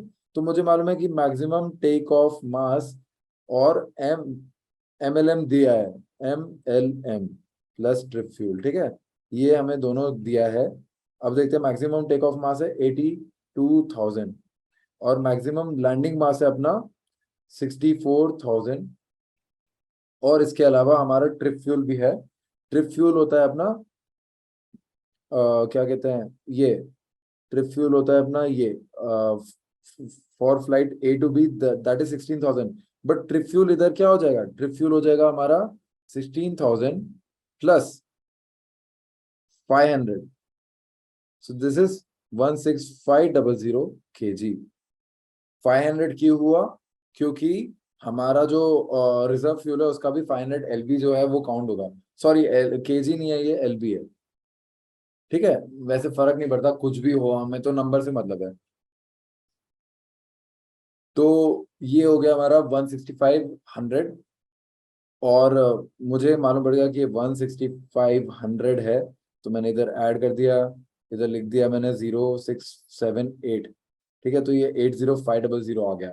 अब ये मेरा MLM हो गया। मेरा FOB क्या है, FOB हो जाएगा 1600 जो कि ट्रिप फ्यूल है, plus reserve fuel. Reserve fuel कितना है, रिजर्व फ्यूल है 8000, तो 8 तो ये हो जाएगा 24,000, करेक्ट, LB। सो मेरा रिजर्व फ्यूल ऑन बोर्ड इतना है। तो मैं क्या जानता हूँ, मेरा मैक्सिमम ट्रैफिक लोड क्या होगा, is equals to MTOM minus FOB minus DOM। So this will be MTOM is how much, MTOM ये लूंगा कि ये लूंगा, मैं सेकेंड वाला वैल्यू लूंगा ना, ये वाला। So it is 80500 minus FOB 2400 minus DOM is how much, 50,000, 50,000। सो ये हो जाएगा अपना 80500 minus 24,000 minus 50, 1 2 3, so this is 6500 LB, और 6500 ऑप्शन में होना चाहिए, देखते हैं। And answer C is correct, and we have done all the questions. मैं इंग्लिश क्यों बोल रहा हूँ जब ये हिंदी वाला है, सॉरी। हमने सारे क्वेश्चन कर लिए हैं, और इसी के साथ हमने ये पढ़ाव भी खत्म कर दिया है। तो join us and learn one on one. One on one मतलब लिटरली आप और मैं बैठे रहेंगे, और हम कंटिन्यूअसली डिस्कस करते रहेंगे, ऐसे ही बात करते रहेंगे, और जहां पे भी आपको डाउट आएगा मैं उधर ही रुक जाऊंगा, आपका डाउट सॉल्व करूंगा, फिर आगे बढ़ूंगा, फिर और क्वेश्चंस भी करेंगे। यानी आपको लग रहा है कि बहुत बस इतने क्वेश्चन करते हैं, हम इसे बहुत ज़्यादा क्वेश्चन करते हैं, और हम इसे बहुत ज़्यादा होमवर्क भी देते हैं। तो बहुत सारा मेहनत करना पड़ता है यार, तभी जाके एक्चुअल में वो 5 मार्क आते हैं, वो 10 मार्क आते हैं। यानी हर एक टॉपिक से एक एक मार्क के लिए हम जो लड़ते हैं, फाइट करते हैं, वो वर्थ इट होता है। तभी होता है जब आपको होमवर्क मिलता है और आप होमवर्क करके आते हैं, हम उसका डिस्कशन करते हैं। तो हमको क्यों ज्वाइन करना चाहिए, क्योंकि वी आर हाईली अफोर्डेबल। और आप ask anyone who has taken overrated coaching, we bet no one guarantees this। यानी आप है ना, जैसे हमारे पास जो स्टूडेंट आया है वो ऑलरेडी बेस्ट कोचिंग लेके आया है, एंड ही इज सेइंग कि यार सर लाइक पहले ही आप मिल जाते तो हमें उधर जाने की जरूरत नहीं पड़ती, और इतना टाइम वेस्ट करने की जरूरत नहीं पड़ती, क्योंकि जो ओवररेटेड कोचिंग है, ओवर प्राइस्ड कोचिंग है, trust me, most of them are really not worth it at all। Most of them, I will never say कि all of them are bad or something, but definitely most of them are not really good। क्योंकि मैं भी वो coaching देखा हूँ, experience किया हूँ, और उसके बाद ही मेरे को ये पायलट टीचर बनने का जो कीड़ा था वो जगह। उसके अलावा सिलेबस कवरेज गारंटी है, गारंटी दे रहे हैं हम। अगर नहीं किया हमने तो यार केस कर लेना हम पे, या फिर हम पे लाइक इल्जाम लगा देना, कुछ भी करना। और इसके साथ हम गारंटी दे रहे हैं यार, in the end of the day हम झूठ नहीं बोलेंगे। उसके अलावा करियर काउंसलिंग, जो कि लाइफ में कोई नहीं देता आपको, आपके घर वाले भी नहीं दे रहे हैं आजकल, तो हम वो देंगे, चिंता मत करो। उसके अलावा 1-on-1 टीचिंग, यार इसको बार बार याद रखना कि 1-on-1 टीचिंग तो मिलता नहीं है चाह के भी। तो अगर कोई दे रहा है तो उसको ले लो। और अगर आपको, यानी ये है लिमिटेड ऑफर, क्यों, क्योंकि यार अगर जस्ट इमेजिन उसके बाद हमारे पास 100 बच्चे आगे बाद में, तो 1-on-1 तब नहीं हो पाएगा ना, अभी हो जाएगा, अभी क्योंकि कम लोग हैं। तो 1-on-1 के लिए अभी राइट नाउ, और take a free demo class to validate and enrol. पहले आप वैलिडेट कर लो हमारी डेमो क्लास से, और मैं आपको गारंटी देता हूँ सारी क्लासेस वैसी होगी। कोई ऐसा नहीं कि पहली क्लास में मक्खन और उसके बाद में कुछ भी पढ़ा दे, ऐसा नहीं है। आप देखना, आप अपना लाइक फीडबैक भी दे सकते हो हमें पहली क्लास में कि सर आप है ना ये सब चीज़ें चेंज करना, ताकि मैं जब अगली बार आपके पास आऊँ तो मुझे ये सब डिफरेंस मिलेगा। तो मैं बोलूँगा sure, at the same time मैं भी आपको कुछ फीडबैक दूंगा, जिससे कि आप थोड़े एफिशिएंटली उसको लिसन कर पाओगे, समझ पाओगे। You can pay us if you find it helpful because this was a free video, na? Please give us a big like. Like कर दो, शेयर कर दो आपके दोस्तों के साथ। उसके अलावा सब्सक्राइब कर दो और बेल का घंटा बजा दो। ज्यादा सोचो मत, आपको फायदा मिलने वाला है।